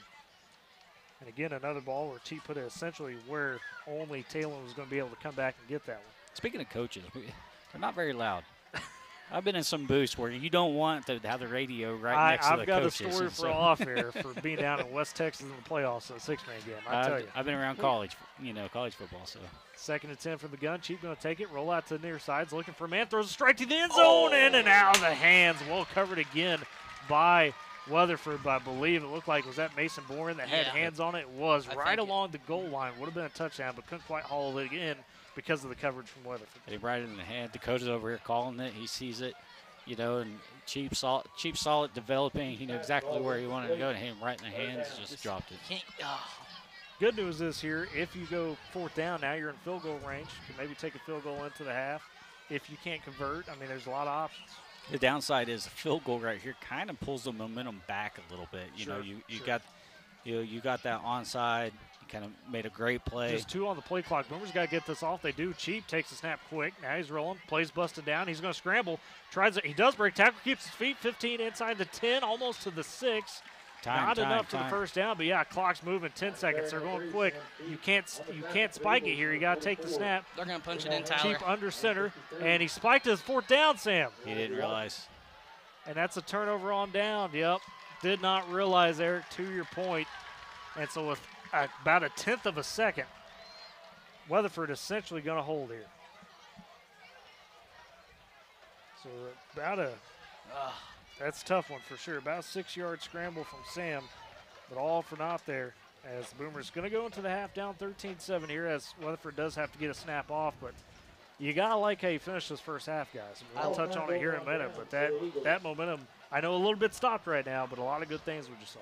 Yeah, you worry about the air coming completely out of the balloon just then. Carson Medina's going to go back just in case they try to pull a fast one on us here. Yeah, playing it deep. It looks like Weatherford in type, going to essentially victory formation this, not take any chances. Back in the guns of the line, sure enough, takes it and just takes a quick knee. That will do it for the first half. We got a ball game here in Weatherford as the Boomers trail 13-7 against the Eagles. We'll take a break and come back with the Dairy Queen halftime show. You're listening to Boomer Football on Z92. When you're looking to take control, throw on some BF Goodrich G-Force tires. They're the very definition of performance and style and deliver exceptional wet and dry traction, handling, cutting-edge design, and real record-breaking performance. They deliver all this plus the natural confidence boost that comes with BF Goodrich tires. Go with the tires that will let you take control. Go with BF Goodrich G-Force tires. To learn more, ask a BF Goodrich tire specialist for details. BF Goodrich, take control. Available at High Plains Tire, 2220 Main Street. Between business life, social life, and her best bud Loki, Beverly has a lot to focus on, especially while fighting Stargardt, a blinding retinal disease that starts during childhood and gets worse over time. But despite her vision loss, she's hopeful because she knows she's not fighting alone. For 50 years, the Foundation Fighting Blindness has funded research into treatments and cures for blinding diseases, providing real hope to those fighting vision loss. And our nationwide community of local chapters provides networking and support for people with vision loss, as well as their loved ones. Because the best way to fight against blinding diseases is to fight together. And for Beverly, winning the fight means focusing on what's closest to her. The Foundation Fighting Blindness. Together, we're winning. Learn more about how you can help us end blinding diseases at fightingblindness.org. Think about your mother, your sister, your girlfriend. 1 in 6 women is a victim of sexual assault. Now think about your father, your brother, your best friend. Men are victims too. Rape can happen to anyone. This is Christina Ricci with RAIN, encouraging you to call the National Sexual Assault Hotline to learn how to support someone you love. Call 1-800-656-HOPE or visit RAIN.org. That's RAINN.org. Brought to you by RAIN and this station. And welcome back here to Boomer Football on Z92. We're at the half as the Weatherford Eagles lead your Woodward Boomers 13-7 here at Woody Roof Field. Homecoming for Weatherford. They're kind of getting those halftime festivities underway. They crown their king and queen in the pregame. But guys, let's talk about that first half. Like we were saying there before the break, a lot of good things to like. Of course, first off, Weatherford kind of set the tone early, went on that big 12-play, 80-yard drive to start the game, went 6 minutes on that and punched it in off a big play at the end of their 24-yard touchdown pass. Woodward would go 3 and out, and you think, oh no, hey, you need to clamp this down. Sure enough, they did. Weatherford had a 14-play, nearly 7-minute drive that the Boomers were able to stop them off. That kind of shifted that momentum, as we had mentioned, towards the end of the half, if you will. And then on that, Woodward not quite able to get much going till, I don't know, quite late second quarter, and finally got one in off an 82-yard drive after trailing 13-0 there. And that's where we sit at the half. What did we take away from that first half, both the good, bad, and the ugly? I mean, you get a stop 2 times against this Weatherford offense and kind of shut them down a little bit, use that momentum and adrenaline, and you go score the football. Then you have just a little mistake that costs you right at the half, you know. I think, you know, if you're going to break it down in good and bad and the ugly, I think the good is the fact that we were able to open up the playbook tonight. Something we really weren't even able to do much last week. You know, it's still pretty one-dimensional last week. This week we're running the ball well. We've made some passes. You know, the bad would be there's still some mistakes in there that we got to clean up, drop balls, things like that. And the ugly would just, on routes, yeah, and then the ugly would definitely be time management at the end. We had, you know, and a lot of that comes down to we had to waste because of time management in the middle of the second quarter where we had timeouts. Yeah. You know, we had 2 timeouts on the same possession and really on the same, you know, same set of downs. You know, so that's the kind of stuff that, you know, really makes it ugly. But you know, those things can be cleaned up as you go along. Definitely still in the ball game for sure. As we mentioned, Boomer's going to get it back to start the second half. So hopefully trying to use that last push there in the second half to bring that, or in the first half, to bring that to the second half. Do want to thank some quick sponsors real quick. High Plains Tire, our gold sponsor. Sponsoring Boomer Coaches Show as well. Top Cat Formal Wear and Accessories. Dairy Queen, our halftime sponsor. Caleb Roach Insurance. Great Plains National Bank. Dr. Chrisley Mosley.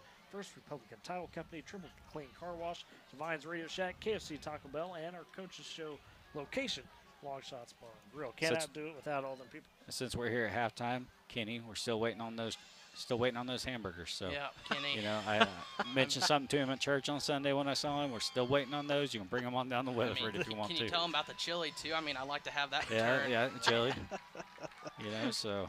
Well, now that we've got you all hungry, let's step aside for another quick break, and we'll come back and get you updated on what's going around the district and the area right now in terms of some other scores. You're listening to Boomer Football on Z92. For the past 57 years, Klein Mechanical has served Woodward and Northwest Oklahoma for all your residential or commercial needs, including plumbing, HVAC, electrical, and construction. One call does it all. Klein Mechanical, 1301 Main Street, or give them a call at 256-5014. Good luck, Boomers. When you want the best pricing and no gimmicks on office supplies, furniture, electronics, and gifts, do yourself a favor. Stop by Divine Stationery and Radio Shack in Woodward at 2121 Oklahoma Avenue or call 580-256-7040. Serving Northwest Oklahoma since 1939. I had an important job. And it wasn't just a job, it was keeping my brothers and sisters safe. And coming back, it felt like kind of thrown away. It's like you're useless. You know, we don't really have a need for you now because you can't really do anything for us. That's the way I felt. If it hadn't been for Wounded Warrior Project, I honestly don't know if I would be here. It was the camaraderie that I saw and had. It was like I got my family back again. We all felt the connection, you know, like that brother and sisterhood. See how Wounded Warrior Project empowers women veterans like Donna by visiting woundedwarriorproject.org/empowerwomenvets. Would you know what to do in a poison emergency? Would you know whom to call? Well, the answer is Poison Help. 1-800-222-1222. Poison Help is a 24/7 government hotline staffed by poison experts. It's free to call and available in over 100 languages. Every second counts in a poison emergency. Don't waste it wondering who to call. Save Poison Help in your phone today. 1-800-222-1222. And welcome back here to Boomer Football on Z92 and BoomerTV.net. At the Harris Queen halftime show, the Boomers trail 13-7 to Eagles here on Weatherford's homecoming night. And we'll take a look at some scores real quick, starting with 4A, starting with the district. And guys, just when we thought we knew everything in terms of how this district was going to shake out, right now in the second quarter, Elk City has a 14-6 lead over Clinton. And here's the real kicker. Chickasha and John Marshall is a one-point ball game as John Marshall is trailing just 7-6 in the second quarter against Chickasha, the Fighting Chicks. So once again, just when we thought maybe we had it figured out in the district, they said not so well, fast. the Elk City Clinton, you can somewhat understand, big rivalry game. Yeah. That is, you know, that is something in Elk that, City. Yeah, you know, everybody's jacked up for the John Marshall. Chickasha won that, you know, is definitely the head scratcher right there. Especially after Chickasha looked so good to start the season. 3-1, kind of surprised people. They only won 2 games all of last year. We're hearing they've got a potentially elite running back that has gone for some big yards early season. Coach Roof last week for Weatherford called him maybe the best back he's seen in a decade. So, I mean, all of a sudden, is he, you know, ineffective? I don't know, but just crazy stuff there. And, of course, trying to look at some of those around the area. I know, Eric, you had Class C pulled up, had some big results going on there. Timberlake right now in Tyrone. But I would say a shocker, but the way Timberlake's been this season. Timberlake looks like they just have not dropped off at all. Kind of going down here, they beat Tyrone, or now it's showing that a minute ago it said it was final. Now it's showing 2 minutes left, but it's going to be final, 52-0 over Tyrone. Going down, Winoka is up 38-8 on Buffalo at halftime. Next week, huge matchup, Winoka Timberlake. They're going to be facing off in Helena. So, you know, that right there, you know, potentially, you know, because that's a district game. If it finishes 1-2 in the district, easily be a state championship playoff matchup potentially. Well, and that's, you know, I got a buddy we've got him calling in over on Friday Night Quick Sports, Kate Kennedy. Coda knows him, another Northwestern kid right now. He's out at the Enid game for Enid Moore, but next week he said, hey, I'm going to that Winoka Timberlake game because, like you just said, that might be a state final preview, if you will, but just in the district. And it's hard for me to not be at that game next week. You know, it's, you know, Brandy was kind of like, "Are you sure you can't go to that?" Because she'll be there. You know, so of course, you know, she's got family connections and all that stuff to both teams. And but another game that I think this happened last night, the Sharon Mutual Deer Creek Thursday night game, 34-12. Those are the area Class C scores. Some of the Class B I got pulled up here. Sealing right now leading Pond Creek Hunter 26-12 in the second quarter. A couple minutes there. No surprise here is Balco Forgan starting to regain some form that everybody thought they might have early season. They're up 32-0 at the break on Cherokee. Number one, at least according to some polls, Oklahoma Bible, who had that big win over Sealing, who had beat Laverne the week before. They're up over Wacoma's big right now, 36-6. Shattuck and Waurika, this one I was talking to Mr. Cade about. Waurika has played teams real tough this season so far, and Shattuck leading just 6-0 at the half is what we're reporting right now on that. So that's one. If Shattuck can kind of get over that one, that's a good sign for them. And a team that's kind of my personal favorite to watch this year, Turpin right now. They are rolling Ringwood 42-18. That squad undefeated in that, you know, we made the comment like, oh, hey, Ceiling's out of B1. Now it's no longer the SEC of, you know, classes, but then Turpin's in there and Hollis, and both those teams are looking fantastic. Yeah, absolutely. Going to Class A, some area scores are ones to really think about, or that people kind of think about is, I know they're sitting in our area, but Tonkawa-Pawnee, that's a huge matchup going on.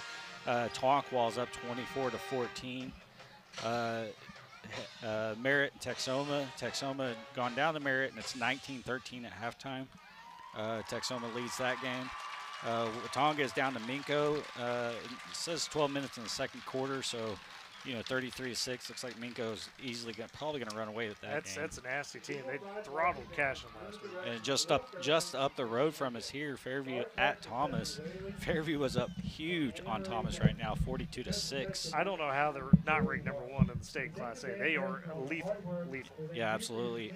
Cashin, you know, a lot of people in our area keep an eye on Cashin. 55-0 on Western Heights right now. A bit of a bounce back week for them. Yeah, so Moreland was up 6-0 in the second quarter. And Eric, that's a game I had as a game night preview over there on K101. We talked to both these coaches, both of them in the first year of coaching their respective programs. Both of them had kind of been in the area. Coach Archer for Burns Flat took over for for Coach Schneeberger that moved to Shattuck. And he's a Tipton guy originally, so kind of moving back after being a Cashin assistant and seeing success there. Coach Allen stepping up, taking over for Coach Howard, have been in the Moreland system for the last 8 years. And, you know, despite Moreland being 1-3, I think really this is going to prove, even if they lose, like they're legit contenders in their district. They can play. You know, district play is where it matters right now. No, it doesn't really matter what happened non-district-wise. Hooker and Sayer. Hooker's up 36 on Sayer right now. The last update we had was the second quarter. Scrolling down here, looks like really those are kind of the area Class A scores. I do want to remind you, of course, if you want to keep up with all the scores in the Tri-State, Friday Night Quick Scores going on over there right now on K101 with CJ Montgomery. I believe you had Jeff Hickman in tonight, the Regent, as well as maybe Dr. Carl Newton. We were talking about Dr. Newton spend all those ARPA funds and then making it up for Quick Scores. So you can go check that out going on as well right now, not only for the Oklahoma scores, but Texas and Kansas as well. With that, got about under 7 minutes or so left here in the halftime, so we will step aside for another break. You're listening to Boomer Football on Z92. Craving a classy patty? Well, there's one place that can satisfy your hunger with 100% beef and a price you can't beat. Get your DQ fix today. The corner of 13th and Main, the home of Woodward's very own Dairy Queen, with drive-through, curbside delivery, or call-in orders available. All great ways to get your DQ fix today. Check out the Facebook page for updated specials and call 580-256-2397 to place an order. Open Monday through Thursday from 10 to 9 and 10 to 10 on Friday and Saturday. Call 580-256-2397 to get your DQ fix today. On the field and in life, great coverage keeps you on the winning team. Call Caleb Roach at Roach Farmers Agency for personalized insurance service. The Roach Agency says, go Boomers! Underwritten by Farmers, Truck Fire Insurance Exchanges and Affiliates. Products not available in every state. There are places with people in this world that are without any hope. That is, until Mercy Ships arrives.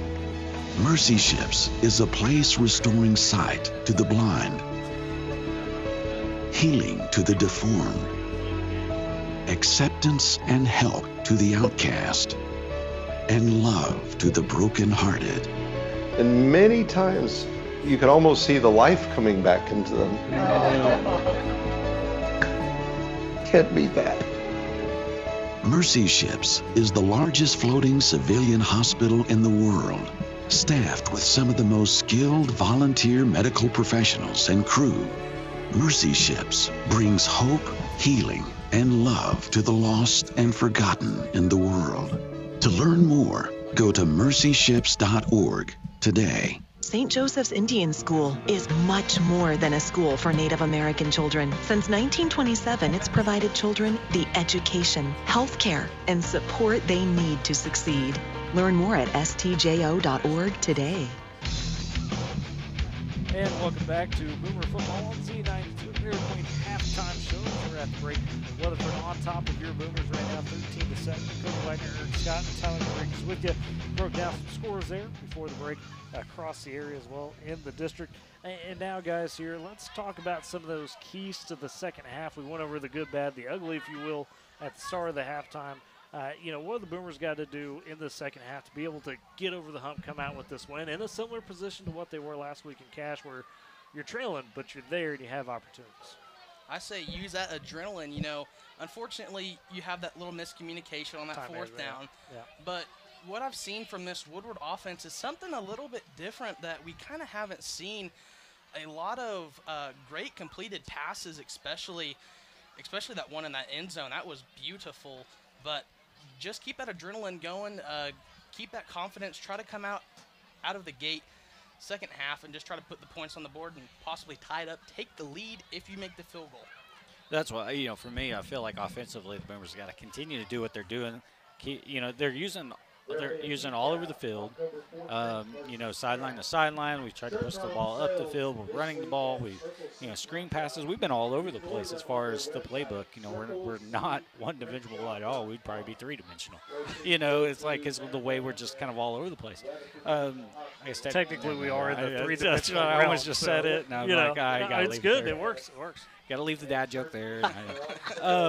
So, anyways, but it's still those, drop passes. Yeah. We could talk about the time management and all the thing, but there were still really 3 occasions where, first, miscommunications is something we also, Cheap and his receivers, they've also got to try to figure out, what the play call is supposed to be. You got to make sure that, because again, we've talked about on both the 2 big miscommunication plays, if it would have worked either way, if it would have went either way, we probably would have got a first down. Yeah. First down or maybe even a touchdown on those deep ones, So, drop balls, you got to get the communication, all that kind of stuff worked out, and I think the Boomers could easily, win this game. Well, and to add to that point a little bit you guys are making, Coach Luchin did say in the coach's show, we want to be balanced. We touched on that in the pregame, and as you're saying, Eric, they've more than done that in terms of just not only rebalance run-pass-wise, but you're getting pretty much every look you want in that playbook, and that's the mark of the offense that is confident in what they're doing.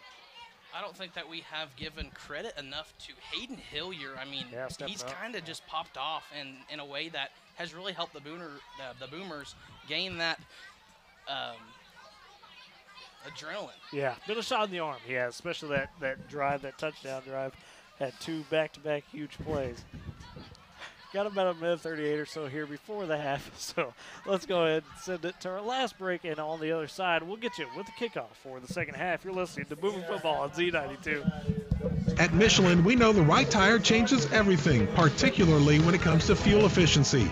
For decades, Michelin has engineered tires that roll more efficiently to reduce fuel consumption and carbon emissions, too. Come meet our tire experts and find out how the right Michelin tire can make a difference on your vehicle. Whether you drive a passenger car or an SUV, Michelin tires truly can change everything. Michelin, a better way forward. Available at High Plains Tire, 2220 Main Street in Woodward. Are you searching for that perfect special attire? Look no further. The Top Cat formal wear and accessories at 808 Main Street in Woodward. Top Cat has a beautiful line of bridal, special occasion, and prom dresses to choose from. With no 2 dresses alike, you'll always get that special look. They guarantee the perfect fit for tuxedos at no extra cost and carry menswear for all your needs. Visit TopCatFormal.com or call 580-256-2888 to book your appointment now. Store hours are 10 a.m. through 5 p.m. Monday through Friday and by appointment only on Saturday. Top Cat also offers layaway. Let Top Cat help you shine on your special day. I'm Akeem Aliou, professional hockey player. I grew up in Ukraine. My family is still there. And as you know, my beloved country remains under attack. Millions of people have fled, creating the fastest growing refugee crisis in modern history. Children and families are seeking safety. AmeriCares is responding with critical medicine and supplies. And we're working alongside local partners to get aid where it's most needed. For more than 40 years, AmeriCares has met health needs after natural disasters and in humanitarian crisis. Health is essential for everyone's future. Now, AmeriCares is protecting the health of children and adults caught in the terrible crisis in Ukraine and the surrounding countries. We know there's a critical need for medicines, medical supplies, and healthcare. AmeriCares is meeting health needs of refugees from Ukraine, and we're ready to do more. Let's work together. Together, we can improve health. Together, we can save lives. Learn how at americares.org/helpukraine. And welcome back here to Woodward Field in Weatherford as the Boomers get ready to come out of the break. 19-7 to the Weatherford Eagles. Coming out, don't get the ball. To start the second half, broke down some of those keys to the half and what they need to do to be able to take advantage out of the break here. And, you know, guys, just looking at their body language out of the locker room, they seem calm, cool, and collected, you know, and that's maybe, Dakota, like you're talking about, just keeping that energy, keeping that confidence about them. And that's what you want to see, because I feel like that halftime speech was probably a lot of positive, maybe about 10% negative. But as we've talked about throughout the break, it's just been a lot of good things that you hope to continue. I mean, the guys, like I said earlier, I talked to them, they were quiet. Yeah. They didn't say nothing much this whole week, and it's kind of starting to show, you know. I've talked to them, they get a little hyped up quite a bit, and then this week, they just seem not kind of there and more of a cool focus, if you will. And I think that they finally are starting to find their rhythm, you know, and starting to find that offense, and especially on the defense, you know, getting those stops, and that has really helped for tonight. Yeah, another huge shout-out to that point, to that three-man front we talked about in the first half. Eric mentioned it, when those guys get rolling, I mean, that just frees up everything defensively. You could drop another linebacker back because you know you've got no pressure. Then if you do want to send the blitz, all of a sudden now you're almost overwhelming the other team with just five-man rush. And so it definitely opens the floodgates, if you will, for a lot of things defensively as well. Yeah, absolutely. You know, and like I said, you know, having those when we do go to that three-man front, you drop linebacker back, you know, that's, you know, I said in the pregame, you know, that is one area I felt like we've struggled a little bit, is that kind of intermediate passing range from about 5 to 15, 20 yards. And, you know, that has allowed us to kind of fill in those holes a little bit. You know, one thing on the offensive side that, you know, it stinks that we don't have Ace tonight, but we're kind of starting to find our identity. You know, and that's one thing that we had no identity the first few games. You know, you're not going to win games until you know what your team is, and I think we're finally starting to see what the Boomers are. And I do expect that Hayden will not command a lot of carries once Ace comes back, because Coach Luchin has said before, like, he would really like to save Hayden mainly for defense. But now that we add Denzel Emery back into the fold, you mentioned the Thunder and Lightning. Obviously, Denzel maybe not going to be completely comfortable in this game because it's his first back, but if you could get him comfortable in practice throughout the weekend to next, you could pick up where Hayden left off a little bit. Like you said, have that balance of a power runner and a guy that's going to hit you on the outside and be able to make some moves and get some yards, which would be a huge benefit to the run game. Not that it's been bad. It's just that makes it that much more lethal. Well, and have an Ace, you know, coming off a concussion, you know, and I'm telling you guys, concussion is going to come. Scary stuff. Yeah, if you haven't seen the Tua stuff yeah, over the last week. the Tua situation with, you know, Dolphin, it's gonna become even a bigger deal. Yeah. You know, and you know, so you're not going to want him taking all the hits that he was taking last week. You're gonna have to platoon, you know, at least another week or two. I know he's also, I think I heard he's dealt with a quad issue this year as well. You know, so all that combined, you know, having Hillier and, you know, those guys being able to step in there and, you know, kind of take his place, and it's still clicking, you know, that's huge. And Jack Crisp here with the kickoff for Weatherford. That one's a roller, but gets two. Taylor Laird, returnable 25. Oh, takes a shot right at the 25. Thought he maybe had a hole, but a good open field tackle by Weatherford. Still, though, for the Boomers, starting at their own 25. Yeah, I don't think Laird saw him because, you know, he's a pretty shifty guy. He usually looks for the opening. He just ran basically right at him. And talking about Ace Long, he's only, 14 years old. So, freshman still, yeah. He's taking those hard hits, that can really kind of hurt him while he's so young. That's why Eric was talking about, it's a big deal to make sure he doesn't rush him back and you get all the proper clearance with that, because that can be real serious stuff quick. First and 10 for the Boomers will be Sam Cheap under center. Man to the near, two to the far. Running back in the backfield is Hillier. Man goes most across the formation. It's Board. Snap going to be handoff inside to Hillier. Got a bit of a hole across 35 to 30. Dragging Weatherford Eagles up to the 35 and got right to the stick. Move the chains. Yeah, got just enough. They're going to signal it first down, so 10-yard run, and that's exactly what we want to see to start the drive. Hey, and, I'll also kind of touch on, again on the ace, with the concussion and things like that. Woodward has, added a little something. LB has done a great job. Our trainer has done a great job, and we have baseline concussion tests that we're doing. Every student athlete, every student athlete has it. You don't get that a lot of high schools. A lot of high schools, it's like, okay, they don't have a headache, go out there and play. But we're going to know when he's good to go. 1st and 10 for the Boomers. Handoff inside again to Hilliard, trying to bounce it outside. Gets about 3, maybe. We'll call about two or three there. So good, though, to see him try to fight that extra yardage. It's just been tough running so far for him. And like we said, kind of being that shot in the arm for the Boomers. And people may not realize how tough Hayden Hilliard is. He's a wrestler, so he's taking some. And he's not the biggest guy, but those wrestlers, when they're small like that, they're scrappy, man. Dynamite comes in small packages, folks. Are you saying he's young, scrappy, and hungry? Like Hamilton? I don't know. I'm sorry. Under center, Cheap, 2nd and 8. Man goes in motion. It's Boring. Now they'll fake the handoff. Cheap rolling to the near. Goes for Boring and just flag, though. Late can't flag. Quite catch it. It is a late flag, but another chance there for Mason to catch that one and had green grass in front of him. See where the flag comes in terms of what penalty is on. It's going to be holding it, maybe looks like on the Boomers. See what the final call is. Trying to. It's on them. Yeah. So they were debating on whether to accept the penalty. It is a holding on the Boomers. So not only do you get the incompletion, but now Weatherford going to accept the penalty and back you up for a long 2nd and 18 rather than taking the 3rd and 8. Ball back to the 22-yard line. Yeah, those drop balls, it's almost getting infuriating. Like, I don't know if you saw me want to punch the wall right here. We've already got it in this door. We didn't put it there, but somebody did. It's one of those things where it's like we just, and that one is another one that was right there. And wide open in the grass. He had nobody around him, no pressure. It hit his hands and fell. So I'll call it 2nd and 23 for the Boomers, backed up to their own 22. 10:30 to go in the 3rd quarter. They trail 13-7. Cheap in the gun. Truth to the far one to the near.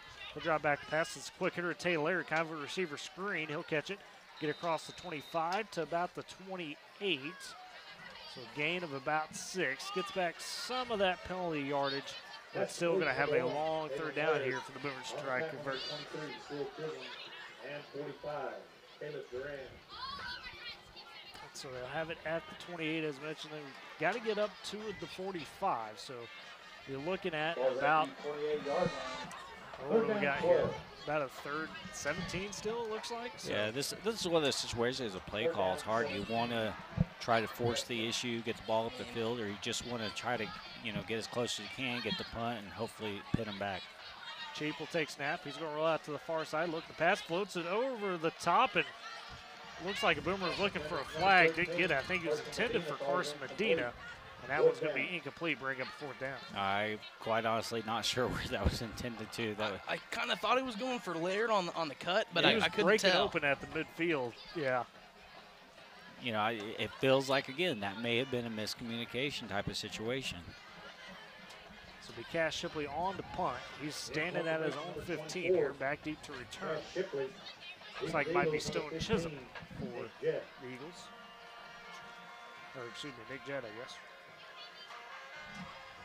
Now the Boomers have to run on a man late, add 10 men on the field.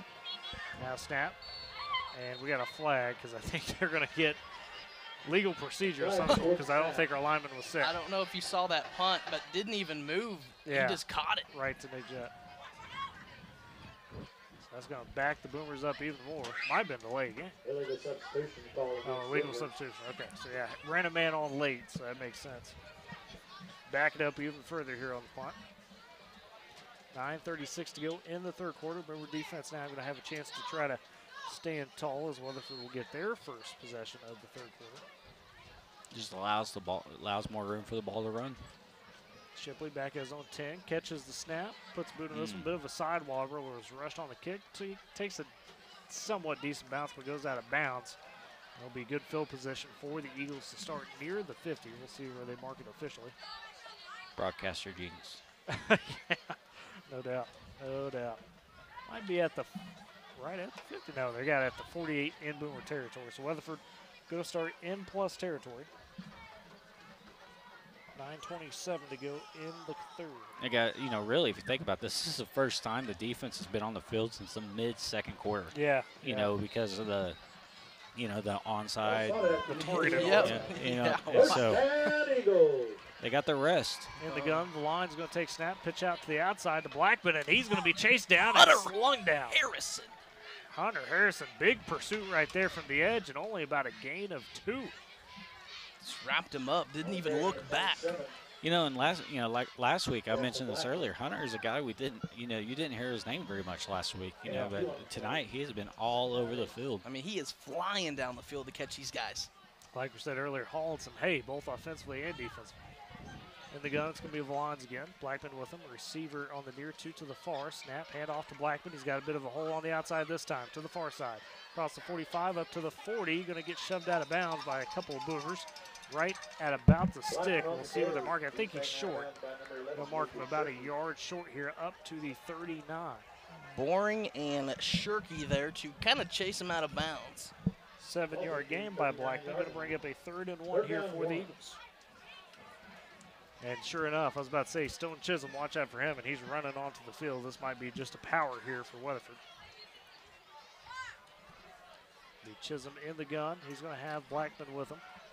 I bet he goes off the short side of the field. He's got one to the near to the far receiver. Snap low, he has to corral it. Now he's facing pressure, and he's not going to get there on the pursuit. The Boomers get to him, and it's going to be a good loss back to the 42, almost 43-yard line. It will be the 43, so big loss there at 4. Kaysen Bourne, Hunter Harrison, Lewis Corral. I mean, you talk about the 3 key guys to get this guy down, and they follow him and track him. It's like he had a bounty on him. And again, that low snap by Weatherford, they're having issues with that in the gun. And we also talked about, you know, how they could easily end up in a one-dimensional type of game. We knew that when he comes on there, what's the ball going to go? Oh, they're going for it on they're 4th. Lining up to go for it. Chisholm tried to get him a hard count. They don't drop. Now he flips Blackman beside him in the gun. Receiver on each side to the far. He'll take snap and a little pooch punt on 4th and 5. Will it roll into the end zone? And it will. So the Boomers going to start at their own 20, and they make the stand, fellas, and that's what you want to see. 3rd and 1, be able to drive it back. That's huge. Yeah. Go ahead. No, you know, I was just about to say the Boomer faithful that are here kind of giving them the recognition that they were due as their defense is coming off the field. You know, the Boomers got to carry that momentum. They got a big stop. You know, they had the ball pushed up. They made it, you know, got them for a loss. Now's the time to push the ball up the field and let's get in the end zone. I totally agree. And yeah, good Boomer faithful crowd. Obviously not the longest trip, only about an hour and a half. And got the band rocking over there as well. Got the dancing cheerleaders out. Good full force here for the Boomers. 1st and 10. Sam Cheap under center. It's like Hayden Hillier in the backfield. One to the near, 2 to the far in the receivers. Man in motion. It looks like it's going to be Bourne across the formation from the far side to the near.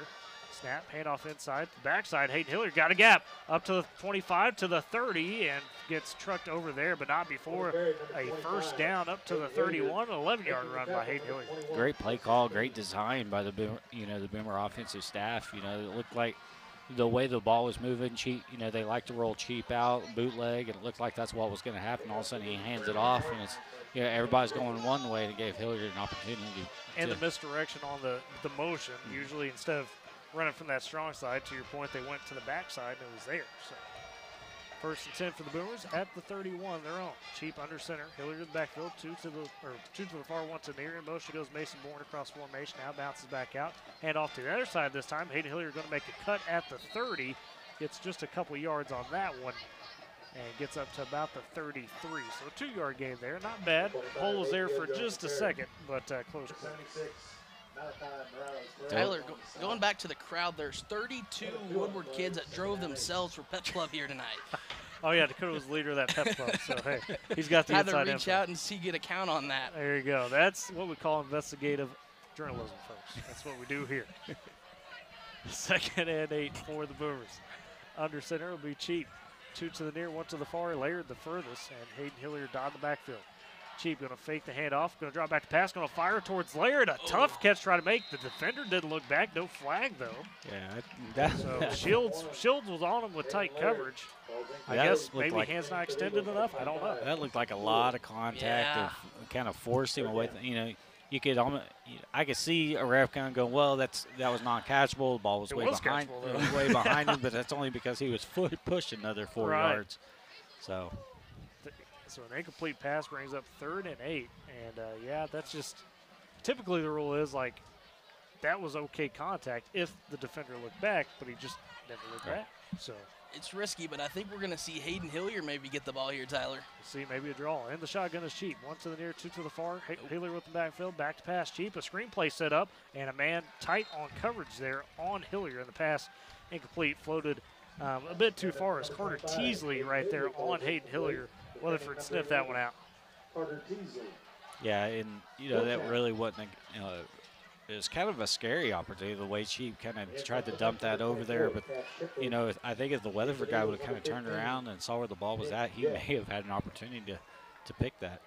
Yeah, he was tight there on Hillier. It'll be Cash Shipley on the punt now on 4th and 8. He's standing at his own 20. And gets snapped, gets kick off. Bit of a low one. It's going to be filled by Jett. He's got some open space. 40, 45, now up to the 50. Gets across the 50 before he's pushed out of bounds. And he'll start with some decent field position for the Eagles again after a punt that was a good one, but just a bit of more of a line drive there by Cash. Good job by Josiah Bays to take his angle and not over pursue and try to get the big hit. He just took the angle to force him out of bounds. That's the last thing you want to do is get the big hit on the shifty guy, and he jukes you. Right, and then all of a sudden he's cut back into the open field. So they marked it at the 48 in Boomer territory, essentially exactly where Weatherford started the last drive. 6:28 to go in the third. They lead 13-7. It's going to be Valines in the gun. Blackman with him, receiver to each side. He'll take the snap, drop back to pass. He's going to step up, fire over the middle. He has a man open, but it's incomplete through his hands. Blakely Rother couldn't quite get it. Yeah, he hadn't thrown the ball a whole lot, but that wasn't a very good pass at all, because he put it to where there was an opportunity for a receiver to get it, but he let him way too much. For a guy that was that open. Yeah, exactly. Yeah, and to your point, Rother had to really stretch out for that one and just couldn't haul it in. Rother, the sophomore fullback they've got him listed as. 2nd and 10 for the Eagles now. Lines in the gun. Nixon here, Tyler, I think. Sure enough, a quick hitter to Nixon on the near side. He'll make a man miss. It was Larry who made miss, and finally dragged down at the 35, maybe a bit ahead of that to the 33. But boy, C.J. Nixon again, anytime he gets the ball in his hands, a threat to score.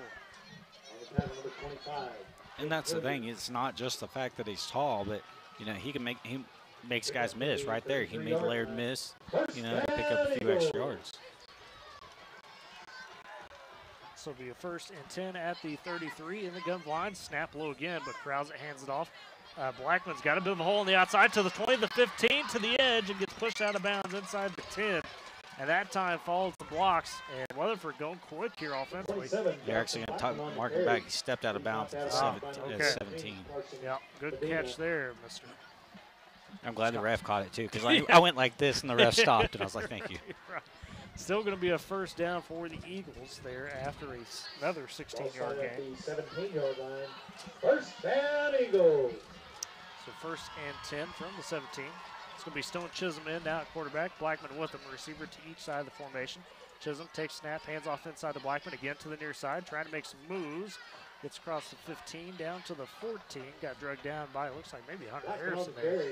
And just a gain of about 3. Unfortunately, the Boomers kind of back on their heels right now. They got to do some, something to kind of force the issue, get into the backfield to make a play. And right now, Weatherford just kind of loading up. What we've seen other teams do is essentially load up with those blockers to a specific side and try to attack.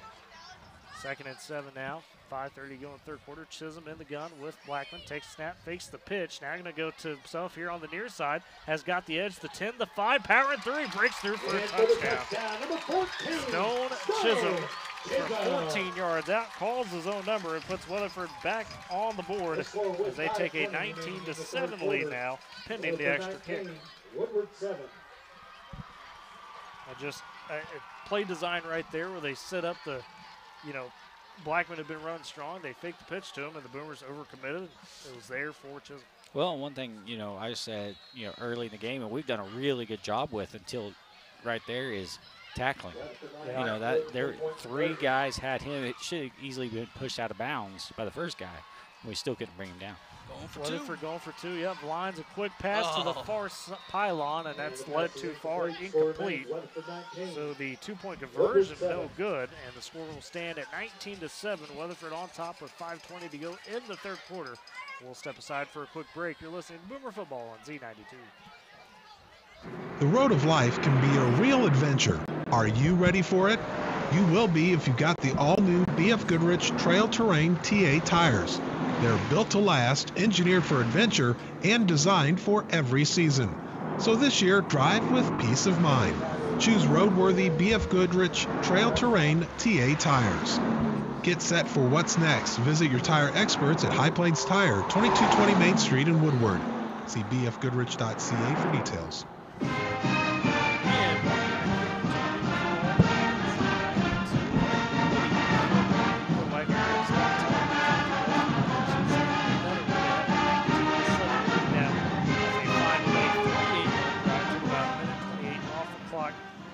Run by Stone Chisholm, the running quarterback we'll call for the Eagles. And on for the kickoff here, it'll be Jake Crisp, and the Boomers have Medina and Laird deep to return. Crisp jogs up to this one, puts a boot into it. It's going to be returnable. Medina going to field it inside zone 10. Now to the 15, the 20. He's got a bit of a gap, 25, and gets drugged down there in the open field. The tackle by Brody Willis, the sophomore. Looked like Medina might have had a chance to bounce that one far, but we'll take it. And I'm not sure who the Boomer was. I probably don't want to mention his name anyways, but he got blown up. Looks like Dakota saw it about the far hash mark from the press box over here. Yeah. All you hear from that student section is, oh. Yeah. So. Boomers taking over at their own 27, first and 10, 5:15 to go in the third. Trying to find an answer here after Weatherford put one in.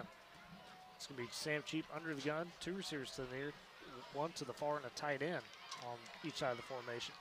Hillier in the backfield, man in motion now is Medina from the near to the far side.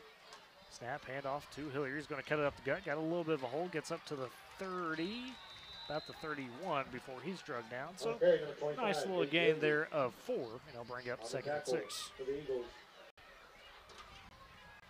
You know, and you hate to see, you hate the old cliche of you got to have something here, but this position you've got to have something. You got to have an answer with this momentum. You really do. Even if you turn over, not turn over the ball, but even if you get down to, inside the 30, just get the ball downfield, force them to make something happen. Second and 5 here, they'll call it. Cheap under center, fakes the handoff, and now tries to go short to Luis Corral on the near side, but that's through Corral's hands. Incomplete. Had a little bit of space to work there. Kind of a heater, though, by Sam. Luis, new to that tight end position, still working on things as a senior. Yeah, and that's one of those where I think if it was a little bit more touch on the pass, it probably would have helped a little bit. He kind of zinged that in there, within about 5 yards. It's kind of a hard throw, but again, no matter whose fault it is, you got to convert. You've got to make those catches. So 3rd and 6, they'll call it. So they moved it. They had 5, now they got 6. Okay, 3rd and 6 for the Boomers. Ball on the 31. They got to get to the 37. Cheap back to pass. He's going to step up. He's going to send one deep, but that one well over the head of Tatum Laird. As Laird was on the go route, but just a bit too far there by Sam. Let it fly.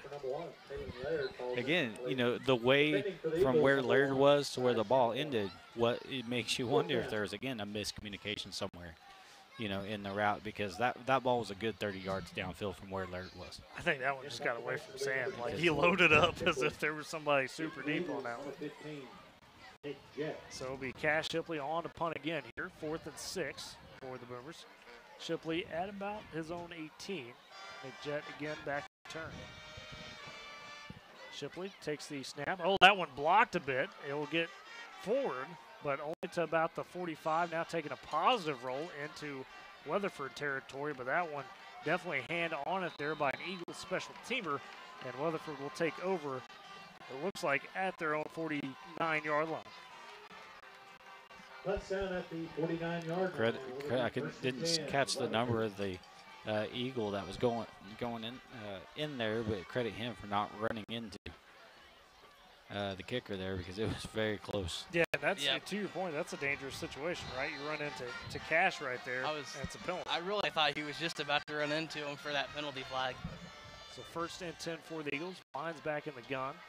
Looks like maybe Victor Garcia with them. Running back handoff. He's got a hole though, and across the 50 to the 45, and it was Victor Garcia for the Eagles. Gets a good chunk there on first down to the 44. Going to be Carson Medina there. And a gain of, it looks like 7, they'll call it, for Weatherford. So a 2nd and 3. 7 on the play, 2nd down 3. The line's in the gun again. Receiver to the near 2 to the far 1 and tight though, and that is Nixon. Snap handoff inside to Garcia. He's got a hole on the near side across the 40. He's got the first down before he's knocked out of bounds at the, it looks like going to be 36-yard line. And that will be another gain there. That one about 8. Taylor Laird gets the wrap up. First down, Eagles. And right now, Weatherford really attacking those edges, trying to bounce things out. First and 10 as they're in Boomer territory at the 36. Line's going to be in the pistol this time. Garcia behind him. Receiver on each side of the formation. Nixon in tight. They'll hand off again to Garcia. This time, though, in the backfield, Ethan Mack going to sling him down. Was on him from the jump. Moose wrapped him up.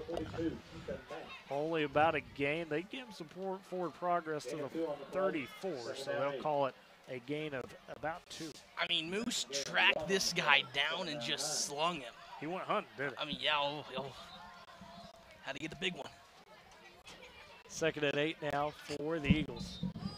And we got a whistle, timeout maybe? Ref's timeout. Trying to reset the play clock maybe. And that's what it was. So right back to action here. It's going to be the Lions in the gun. With them is the running back. Now hand off to that running back. Snap inside to the 30. Lost the name, Victor Garcia. I was blanking. But that's going to be another solid gain on first down. About a gain of 9 from the 36 there to, looks like the 27, about 28 actually. Good job by Laird on the tackle. He tried to put his helmet in there.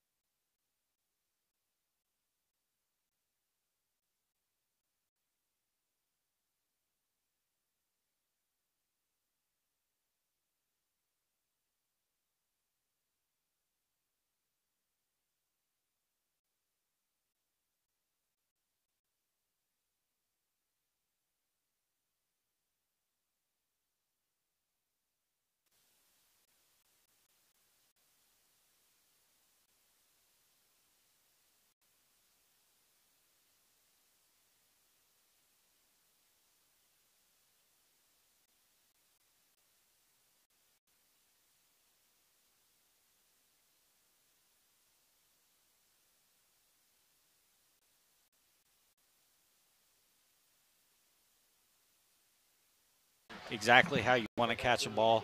You know, he had to turn back a little bit. Chief kind of threw it behind him a little bit. He had to turn back and make the catch with his fingers. You know, turn it up the field, and it was able to first down. Man in motion now is Shirky, and they hand off inside to Hillary. He's got a hole, bounces across the 50, still going 45, and he's dragged down right there. Enough for the first down. Flips the field, a 15-yard gain, and well play and a good hole opened up by the Boomer line. Yeah, and that was very similar to the one we talked about earlier. Everybody's eyes were going one way. The line was kind of moving that way as well, kind of showing that it's going to go to the far side of the field, and all of a sudden just kind of slips it up on the near side. Kind of seems like every time Hayden Hilliard touches the ball, he's getting just about 10 yards. Good things are happening. Room 30, 25, down to the 20. And where's that explosion? And that, you know, that's exactly what Dakota was talking about earlier, is that is something that Chief has got to do more, is, you know, recognize the fact that, you know, there are many times where he can take the ball himself and get a lot of yardage. That can really, really change the aspect of the ball game if Chief can start to do that and not avoid those hits, you know. But and he did there. He did good to slide down, yeah. And just the burst, though, was impressive. Yeah, it, you know, really was. Once he hit that line of scrimmage, he just tucked it, and there was another gear. And we know he's a great athlete. Coach Roper, I know, is foaming at the mouth to get him on the basketball court. Got an official timeout. And we do have the officials timeout, so 10:35. We just took a break. We'll keep it right here. We'll have a couple more chances, I'm sure. I'm not trying to rush it. You know, I emulate Dakota's hero, Toby Rowland, of trying to manage those breaks a little bit. Not take them too fast, but not too slow. Hey, so, Tyler, I don't want to, like, stress you out or anything. Basketball practice officially starts Me tomorrow. and Sean Kelly were talking about that. Tomorrow is October 1st. Yep. I mean, OSSA's date for basketball practice. I'll tell you what, man, Cash Shipley this year is got to be a story. Oh, yeah. No, I was talking with Coach Roper last week up there at Boomer Stadium about it, and he said they're not going to be necessarily as big as they were, last year. You lose Jake Meade, you lose Jesus Cano, two bigs, but they're going to be tall and athletic. So I think in the modern day basketball, that might be a bit easier to work with. And they've got some height who can shoot the ball, they can get the ball up and down the floor. And I'm going to try to go watch them a little bit tomorrow. Tomorrow's their first practice. I think they're going to kind of start, putting guys varsity, JV, kind of figuring. First and 10 for the Boomers at the Weatherford 20. In the gun, Cheap. Quick pass, Odom. Okay, I thought it was batted, but no. Mason Bourne has it on the edge at the 20. Able to make a man miss, get up to about the 17. 2-yard gain. Yeah, two or three right there, so not a bad play. But, yeah, I thought that one was swatted down for a second. Looked like it. So bring up a 2nd and 8. I'd like to see a pitch to Taylor and Laird here again. They've hit it once, and to good success. I believe you got about 10 or 12 on it, so might be a good time to pull it out here. Kind of be unexpected, in my opinion. Looks like he's going to run for it, though. 2nd and 8 for the Boomers. 9:50 to go in the ball game. Trying to get a score in here and chip away. Cheap in the gun, 3 to the far, once near. He'll drop back pass. Under pressure, has to step up. Still looking on that far side. Directed traffic. Now take off to the 10, to the 5. Oh, lowers the shoulder. Sam Cheap gets knocked out of bounds. He's feeling himself on this drive. He didn't really hit the ground. He just kind of bounced up off a little bit and got up. That's Sam Cheap for you. And guess what? First down. Seeing that field and using it. Move the chains. Really, that run right there seems to have given him something, showing that, hey, I can do this. It doesn't really matter. If I need to take it, I'll take it. Yeah. I bet Max Cheap's listening right now and saying, that's my little brother. Well, I know you were talking with him last week. He wanted to see that. Yep. Cheap. 1st and goal for the Boomers. Snap, handoff inside. It's Hillier, and he's going to be plugged up right at about the 2, so he got a yard. And it'll be 2nd and goal. Try to go with the quick hitter up the gut right there. 9:20 and going in this quarter. You get a score here, it pulls you back within 2, but that defense is going to have to bow up.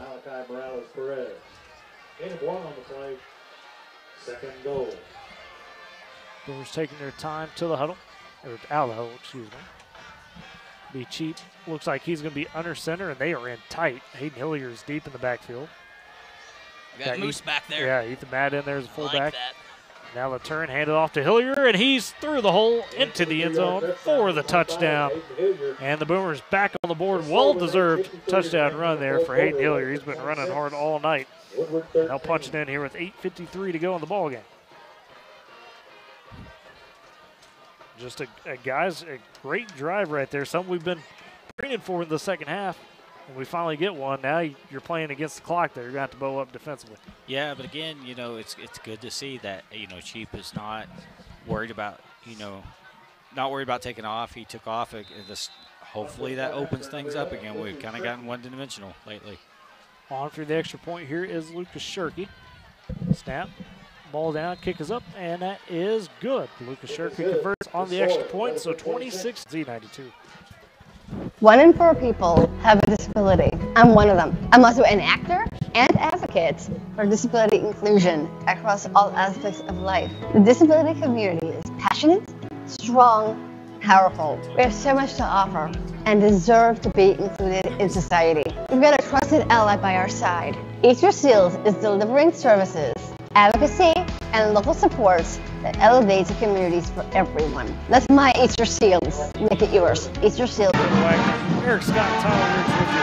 As Boomers put one in on a 7-play, 73-yard drive. So it's a good run from Sam Cheap in that one. Took 2:52 off the clock. And now it'll be Lucas Shirky on to kick it off. Back to the Eagles. This one a bit of a squib, and it's going to roll to the end zone, keeping it away there from Victor Garcia is what he did. So Weatherford will take over at their own 20. First down, Eagles. And now, guys, just looking for that big stop here. And 3 and out would be great. Taking a little time off the clock and trying to get something going back. And you still got 3 timeouts to add to that.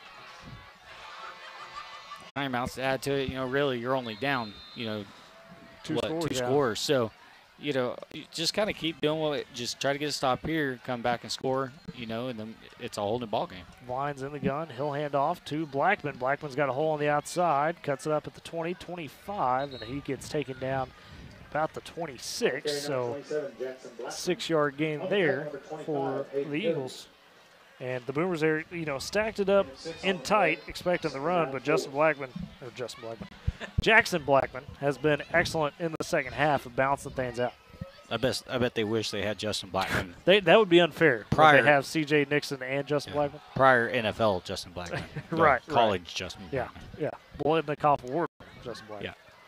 In the gun, it will be the Lions, 2nd and 4. He'll hand off inside to Blackman. Got a hole. Bounces out to the 30. He's got the first down, and he's knocked out of bounds at the 32 is what they'll call it. But, like I said, first down for Weatherford. Another 6-yard run there for Blackman. And he has just been wearing on the Boomers here in the second half. Yeah, and unfortunately, that's exactly what they are wanting, is to, no big plays. Just continue to have positive yardage, move the chains, and keep that clock running. Yeah, it's lethal when it's 5-6 yards a pop. That stacks up a drive quick. Hunter Harrison and Kaysen Bourne are just about needing them right when the ball gets snapped, but just can't get there in time. 7:45 and count down to go in the game. Lions in the gun again. Hand off to who else? Blackman makes a cut. He's got a hole across the 35 to the 40. Lowers his shoulder, gets to the 41. Going to be short of the marker by a yard, but a 9-yard gain on first down. Up to the 41-yard line. 7:25. That clock keeps moving. Like Eric just said, this is exactly what Weatherford wants, just keeping the consistent gains. And no rush here for the Eagles out of the huddle. Still 13 to go on the play clock. They just now break the huddle. Looks like it'll be the Lions in the gun. Blackman with them. Takes the snap. Hands off. Blackman bounces out again to the near side. Gets across the 45. Has the first down up to the 48-yard line right there. On the tackle, number 33. Oh, they're marking. Yeah, 48. Okay. So it'll be a first down and 10 for the Eagles after another solid game. I don't know if you noticed, Nixon kind of, broke the huddle early, went up, and lined up for anybody. That's got to be intimidating. On the defensive side to turn around and be like, that guy's about to block you. Oh, yeah. And yeah, it's just his size compared to really anything the Boomers have is just unbelievable. And they essentially move him in, to your point here, when they know they're going to run because he could just block well at that size. Handoff. Blackman will take it, but he's met by a few Boomers in the backfield, and he's only going to get back to the line of scrimmage. Trying to get a jersey number here. Zane Weibel just breaks through the offensive line, has the ankle, and doesn't have enough to hang on to him. But allowed a couple other Boomers to stop him right there at the line. If Zane would have got there, that would have been a loss for probably about 2 yards. Yeah, had him almost dead to rights in the backfield. 2nd and 10, 6 minutes to go in the ballgame. And he was about a half second away from making a big hit as well. Yeah. That would have been a lot of momentum going one way. Looks like Stone's dragging him down all the way back to the 45 and that closing speed. Woo! 3-yard loss. How does a dude that big go that fast? That was actually very impressive how quick he got back there. I mean, he just flew in there like looked like he was untouched just about. I know. So now all of a sudden a 3rd and 13 they'll call it. Now the clock is running, but if you get the stop here for the Boomers. Would you say maybe like a moose? Quick and I mean, he's quicker than a moose. I thought about saying it, but for me it wouldn't have came out very well. We might have to start calling him the chunky cheetah. You could almost say wild boar. Yeah, with the boar. See the boar, there you go. The boar's quick, he's short. He reminds me of Blake Bell from the Oklahoma Sooners in a way. Sure, a little bit short. Blake Bell played defense. In a way, yeah. But his body style. And Weatherford going to take a timeout here with 5:06. So interesting, kind of figured out what they want to do. I can't imagine that Coach Roof is looking to go super deep, but do you think, Eric, he's maybe trying to say, okay, do we risk trying to put this one away essentially by getting a big play? I mean, what does he take this time out? Well, I think that's part of it, trying to figure out, how you're going to manage this because, you know, the Boomers have 3 timeouts. Yeah. There's 5 minutes to go, and it's only a 2-possession game. You know, and we've already seen him, you know, again, says a lot about the respect he has for the Boomers, you know, but, you know, so right now, do you run it? Do you try to get the first down? You know, or do you just want to run it, get it a little bit closer, and then pin them back? It's going to be Reese Villines, the quarterback. Blackman with him in the backfield. Snap, they'll fake the handoff. Villines back to pass. He's got a man streaking his jet, but he doesn't see him, and now he's just going to have to throw it away out of bounds. And that's big because not only is it 4th down, but the clock is stopped at 4:58. Well played by the Boomers. Right, exactly. You know, and just there, that goes back to you run the ball, you're taking off more than 6 seconds. Sure. But because you threw the ball, now you only took off 6 seconds. And saved a timeout. Saved for the Woodward side. Timeout. Yeah. So, you know, that is a very tough spot to be in as a coach. So on to punt now. Nope. Well, they got Chisholm. They got Stone Chisholm lined up in that short set. They should be going to pooch punt. It looks like he will. So he'll take the snap. Just one kick. Probably not a good one at all. Got blocked a little bit. It kind of looks like Moose got his hand on it. Yeah, I think Moose may got his hand up on it. So it rolls out at, looks like the Boomer 36. They'll start in pretty solid field position with 4:54 to go. Trailing by 2 possessions. You need a decently quick score here, and then if you get it quick enough, you don't have to necessarily play the onside. But if you don't get quick enough, you have the onside to try to get in your back pocket. You can't have miscommunications because right now these are the times where you got to, you know, get those out routes to the sidelines to get the ball, to get the clock stopped. Denzel Emery going to be in the backfield with Sam Cheap. You're going to have 3 receivers to the far side, 1 to the near. The near is later. Cheap in the gun. He'll take the snap. Looking to pass. Still looking. Got some time under pressure now. He's going to step up. Has a man, but couldn't quite hit him. It looked as like Carson Medina looked like it settled into the zone, but Sam just kind of. So bring up a second down. I like the play call, though. He found a hole in the zone. Just couldn't quite connect. You know, but that is also another one of those opportunities where he may have been much better off to just tuck it and go. You know, because there was nobody really in front of him. He had somebody kind of on his side, you know, but instead of making a tough pass, you tuck it, you try to get up, get out of bounds, you know, about the you know, first down marker. So 2nd and 10 now, 4:48 on the clock. Cheap in the gun, 3 to the far, 1 to there. Cheap rolls to the far side. Again, looking to pass. He's going to step, fire, got a man near the sideline. That is on the far side. It's Cash Shipley with the catch. Gain of about, looks like 8 there. He'll set up a 3rd and 2. Clock is running though. Yeah, unfortunately, he had to go down to catch that and didn't get out of bounds. He was right there, you know, within feet of getting out of bounds, but because the ball was kind of a low throw, he had to go down and get it. Clock still running. Clock under 4:20 go now in the ball game. Cheap in the gun. 3 to the near, 1 to the far, and we're in the backfield. The nearest is Laird. Cheap will take the snap. TJ Nixon was breathing down Sam Cheap's neck. Him and Denzel were getting it. Kind of got overpowered there. Yeah, I mean, that's not a. You know, I know again, this is where it's hard to describe on radio what, you know, how that was, but Nixon is so big that he was still between the receiver and the quarterback, and it was hard for Cheap to see around him. Absolutely. 4th and 2 for the Boomers. Got to convert here to keep the drive alive. Cheap going to be the gun. 2 receivers on each side. Emery in the backfield. Snap to Cheap. Quick out. He's got a man. It's Medina. Caught, and I believe he got past the stick. No, intended. He dropped it. No. So that'll be incomplete and a turnover on downs for the Boomers. With 4:02 left. Still got 3 timeouts, but now, guys, you're really against it here. Yeah, I think, you know, you're probably going to see all 3 timeouts be used on this possession unless something crazy happens. The Boomers have got to be aggressive, you know, and that's one thing I felt like defensively. They weren't nearly as aggressive here in the second half as they were in the first half. They did a great job on the first half and just kind of slipped up. Yeah, you know, again, like I said, they kept back on their heels, you know, instead of pushing the issue. Snap now, handoff. It'll be Blackman. He's got some room on the outside and cuts up the 40, breaks through a tackle and gets to the 35. Ball started at the 44 there. Slow to get up his moves, kind of hopping on that 1 foot there. And Blackman got right at the stick. We'll see if they give it to him or not. Looks like a 10-yard gain either way, whether he's short or not.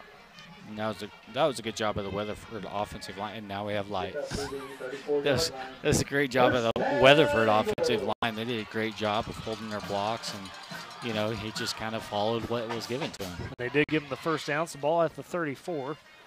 Weatherford in the gun for lines. Snap low, but he gets it. Hands off inside to Blackman. A couple lead blockers. 30-25. He is gone through the hole. Touchdown for Weatherford. Justin Blackman from 34 yards out, and that one will probably do it here as Weatherford extends their lead 32-14 with 3:48 to go in the ballgame. Bad words. Just bad words. Bad words. Kind of just putting the nail in the coffin there, Tyler, unfortunately. And I think a lot of that comes down to, you know, the Boomers were, you know, especially after, you know, they kind of were unable to convert. The defense kind of came out, and they just didn't really. On for the extra point. That is up, and that is good. And it now stands at 33-14 as Weatherford going to pick up their first district win and advance to 0-5 as they will turn around and host, I believe, Chickasha. I have to double check that. Yes, I believe it's Chickasha next week. Next week, and then after that you get John Marshall, and then the break, and then you get Elk City and Clinton. So that's kind of how it goes out here. That one a 2-play, 44-yard drive. Just took about 15 seconds off the clock there with the 2 runs. You know, really the downside, too, is this game, you know, took away, you know, and I hate saying there's still 3:48 left on the clock, but this game really feels like it took an opportunity away from the Boomers to kind of turn the season. Well, and that's, you know, Coach Lucian talked about that Wednesday with the cash game. It wasn't a must-win, but it was one that you felt like you probably should have got and would have gave you some momentum. But now maybe kind of the same story here tonight, but really you just got to credit Weatherford in the second half. They wore down the Boomers a bit. Jake Crisp on for the kickoff. That one a bit more of a line drive. Will get over the head to Denzel Emery and bounce into the end zone for a touchback. And the Boomers will start at their own 20. Looks like we got a little bit extracurricular activity going on. Yeah, some guys that were blocking and tangling up there. You know, again, one thing too that we talked a little bit about, but not much, is the size of the offensive line versus the Boomer defense, and I think that had a lot to do with the second half as well. Was, you know, they just kind of wore down that defense because they started pounding it. They weren't throwing the ball. They were just pounding it, and all of a sudden, you know, that last touchdown run, there just wasn't a lot on the defensive side to try to, you know, make anything happen. And it's tough when teams like Weatherford and Clinton could really go to that bread and butter, that ground and pound run game you're talking about. Makes those second halves really rough. Cheap back to pass in the gun. He's looking to go roll out to the far side. It's got C.J. Nixon breathing down. Floats past. Got a man, and it's off his hands. Looked like that was Carson Medina. Had ran a good adjustment to his route to get open down the far sideline. Pass was on the money on the run by Cheap, but just couldn't get it. You know, and again, you know, I kind of want to touch back a little bit about, you know, the size as well. That's one thing I have noticed about Woodward, and I came from a school the same way, is there's not a lot of size in the school. Right. You know, just overall, that we do not have a lot of size in general, so Woodward has to do things to make up for it. And I think we've shown those opportunities where we have done that, you know, but I think, you know, this was one of those where the size played out, you know, as we moved along. So 2nd and 10 for the Boomers. Cheap in the gun. 2 receivers on each side. He's back to pass. Under pressure. Has to step up on the near side here. Still looking to pass. Fires one into nearly the crowd over here on the Weatherford sideline, looking for Tane Laird. Just past the sticks at about the 35. And, you know, Eric, that Coach Lucian has really installed, especially over the last couple of years, I think is trying to help close that gap, is that weightlifting program. He's really, you know, putting emphasis on that. It's not just the thing that helps the football team, but your athletics as a whole, because now you have whatever, you know, athletic team you may be in there being able to get access to that. That's going to help out across the board. It may not appear within the first couple of years, but you get to year 5, year 10 of that. Yeah, absolutely. You know? You've got to be, if you are going to be undersized, you've got to be stronger. You know, and I think that's one thing he's trying to make happen. 3rd and 10 for the Boomers. Cheap back pass. Has step up, elude pressure. He scrambles, gets across the 25, but gets game tackled about the 27.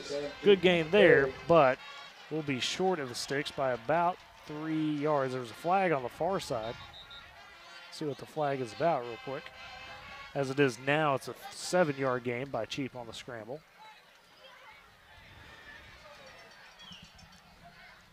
And the rest are going to discuss this one. 3:21 left on the clock. Boomers trail 33-14. Cheap having a little discussion with the refs about maybe getting piled on there at the end. And they'll wave off the flag. So no flag brings up a 4th and 3. you know, and kind of on, you know, kind of adding to that point as well was, you know, the motto IMBK. You know, I am my brother's keeper. We're a team. We're a family. You know, that we've got to do everything we can to make up for what we don't have. You know, and I think that's one thing. You know, even though it's not showing in the wins, it's one thing I feel like this coaching staff has done with these guys. You know, over the past few years is, hey, they're a family, they're a unit. Got to work together. And I think a lot of guys will attest to that as Woodward takes the time out here. You know, how that bond has gotten better in terms of throughout the team. And we've seen it, obviously, even more so this year with the Dakota DeMarco's situation and how that's even furthered that bond and, you know, seeing them rally around him a bit. So it's a culture thing, right? You install that and you hope that it sticks enough to really get those guys together. And you just mentioned the middle school team, middle school teams a few minutes ago, and that's a group that we're hearing a lot of good things about. You know, we've heard a lot of good things about the last couple middle school groups, and we're seeing some of it. You know, a lot of talent out here in the sophomore class and some of that freshman group with Ace Long and the sophomores, guys like Mason Boring, Kason Boring, Sathan Klingenpeel, Josiah Beza, who didn't even start the season as a starter but has stepped up and done some great work. Not to say those seniors haven't contributed because they absolutely have, but for that part of it in terms of the future. But you want to be able to start blending that into success. Yeah, and I'll say this too, being on the sidelines, and, you know, I have some of those 8th grade football players in class and things like that as well. And I don't know if this is a common thing, if this is normally done, but some of those core guys on that 8th grade team. Now, there's a lot of you know, talented kids on that 8th grade team, but some of those core guys are over there on the sideline on Friday nights as ball boys. Yeah, they've got their Boomer jerseys on. Yeah, they're ball boys over there. They are seeing how it's done at the high school level before they even get there. Right. You know, and again, talking about the culture that, you know, IMBK, things like that. Kids are seeing that. These younger kids who saw that when Coach Lujan first came in, right, you know, are now seeing that, and that's going to come together as those younger kids go all the way through middle school into high school and start working together in the high school level. One of the players for the middle school, Trip Bates, that kid scares me. That kid is huge for his age. He's big. He's definitely a big kid. He actually battled injury. He had a collarbone injury this year. Broke his collarbone in practice, I believe. It was before the first game. So I'm coaching the 8th grade boys basketball team. I'm excited to, you know, see it. That is one thing that, you know, those kids are. There's a little bit more size. Right. You know, there's already size in the middle school kids. And again, when you got kids that are 13, 14 years old, they're still going to grow. Absolutely. They've still got some growth. Well, we've seen it with Cass Shipley. He was, 6'2", 6'3" last year, and he comes in this year closer to 6'4", maybe 6'5". And he's just a sophomore. Yeah, absolutely. You know, and I've seen guys, you know, make the jump. I know a guy that, you know, he was only like 5'10" junior year. Yeah. And by the time he graduated, he was 6'3". Yeah. You know, and so, again, everybody kind of makes that move at different times. But, you know, again, I think these guys are well coached. You know, that culture is there. So I think you're going to see some growth in this Boomer program over the next couple of years. A lengthy time out here, so maybe getting fueled up on hydration. Yeah, possibly. So it's nice. It's starting to cool down though overnight here, so that's nice. It was a they said a holding call against Weatherford. Oh, okay. So that's what it was. Pushed a first down. So that's what. Either way, 1st and 10 for the Boomers. Ball up to 37. Cheap back pass again. Under pressure. Nixon on him. Has to throw it away. And, that one actually almost picked off. The kid is hitting the ground. Really wanted that interception for Weatherford. That was Stone Chisholm. The kind of running quarterback we're seeing terrorize the Boomers here in the second half. And boy, C.J. Nixon just all over Sam. Did all he could to make sure he didn't get sacked. This will be a 2nd and 10. 3:14 to go in the ball game. And away on defense, C.J. Nixon. Yeah. He reminds me of Ethan Downs in a way. Got some of that size to him, yeah. And the athleticism. Has that Weatherford background too. It's a connection for sure. Ethan Downs, of course, starring right now on Saturdays for the Boomers, for the Sooners. What I'm gonna say. Cheap are allowed to pass. Throws that one low. Try to get his man on the far sideline there. Cash Shipley couldn't quite corral a bit of a tough play. He'll bring up a 3rd and 10. After last Saturday, is there anybody starring for the Sooners? Hey now. Oh, hey. You calm down. Too early? Don't get me Too started. soon? Don't let Toby Rowland hear that. Too soon? I'm not going to do it, but don't get me started on those Rangers. Hey. Yeah. I got a skull there, and that's kind of disappointing. I'm sad. I don't want to get started. But hopefully they got a tough test tomorrow, but we'll see what happens. Watch Saul Baptist. I'm not even. Cheap in the gun. Fakes the handoff, looking to pass. Under pressure again. Nixon chasing him down. Cheap going to just have to throw it away. Got it back to the line of scrimmage. Now the tackle box won't be an intentional grounding, but just C.J. Nixon right now taking over in this 4th quarter in terms of flag. Oh, that can't be intentional grounding. He got right back to the stick. They got the flag down there back to the 20. It's the only thing I can imagine this would be. Let's see. See what they call. Hocus pocus. He's definitely out of the tackle box. Definitely got it back to the line of scrimmage. No. And they'll call it intentional grounding. So, bit of a tough one there. I think it was really close. I mean, and there really wasn't anybody around. Sure. But again. Sure, but he's out of the tackle box. You Right. got to get back to that line of scrimmage. I thought he achieved that. The ball literally, I thought, hit the stick marker. I could have been wrong. It's far side. Hard to see, especially late at night. It's be 4th down for the, or excuse me, they're going to say, 4th down for the Boomers deep, and it'll be Cash Shipley on to punt. 3:02 to go. I feel like this is going to be a good punt from him, Tyler. Weatherford run guys on late, barely got a guy off. Nick Jett standing about his 50 or at the 50-yard line. Shipley going to get a good foot in this one, bit of a wobbler. Jett going to catch it, call for the fair catch. Catches it at the Boomer 47 is where they'll mark it, so that's where Weatherford will take over. Still a good punt from Cash, 47 yards, no return, so not bad.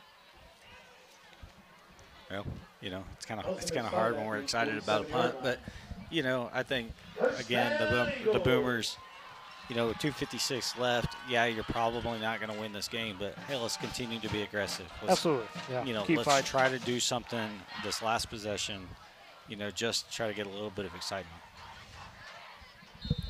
So it'll be Reese Valines, and at quarterback still. Still got the ones in there. He's in the gun, takes the snap, a bit low, but he corrals it. Gives it off to Victor Garcia. Got a hole on the near side, the left side, dragging Boomers across the 35 down to the 32. That's going to be a 1st down as he goes from the 47 to the 32, a 15-yard gain on the play. And that is not how you do that. They've just been really attacking those edges in the second half. I don't know quite what the adjustment is there because we were praising that in the first half. Right. You know, I don't know if it's they just changed the numbers game a little bit out there to free that up. Like I said, you know, when you're going up against that much of size, you know, it is really hard to maintain that the whole time. You know, you are going to be worn down as the game goes along.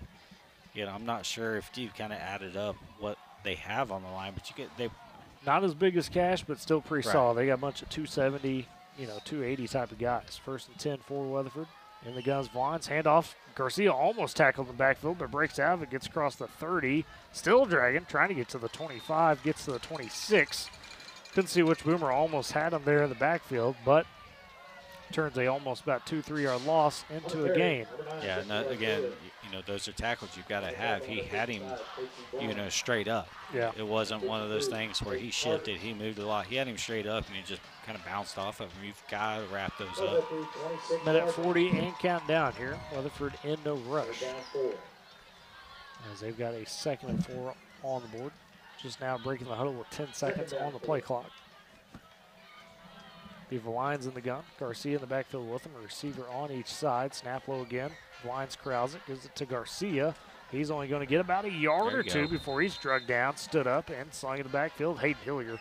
Who else? He has been the guy tonight for the Boomers in terms of that spark. You know, if we had a sponsored player of the game, he would be it. Absolutely. Yep. You know, he's kind of done it all. He's done it on the offensive side. He's had some big tackles like that. That was, you know, that was a solo tackle straight up. You know, there was no, you know, he didn't need any help. He grabbed him and kind of drove him a little bit and knocked him back. Looks like we're going to get a timeout, maybe. No, they're telling saying cut something off over there. I don't know. Maybe there's some headlights or something. There's Yeah, cars not parked. yet. Yeah, there's cars parked down there turning the headlights off. I think what they're doing is they're leaving. Yeah. So I've seen this in 8-man happen where you get the car lights on and have to stop the game and tell them to, hey, cut that off. We'll talk about Northwestern. You get that all the time at Right. Northwestern. Yeah, that thing is because of the way the field is set packed. Under a minute to go now. Weatherford facing a 3rd and 3 at the Boomer 25. Lions in no rush here. Snap this one under 10 to go on the play clock. They do have to get it off, though. Lions will get the snap. Low, hands off to Garcia. He fumbles it. It's on the ground. He's going to fall back on top of it, but not before he lost all the way back to the 29. Moose comes up with it, but looks like Weatherford's going to hang on with it.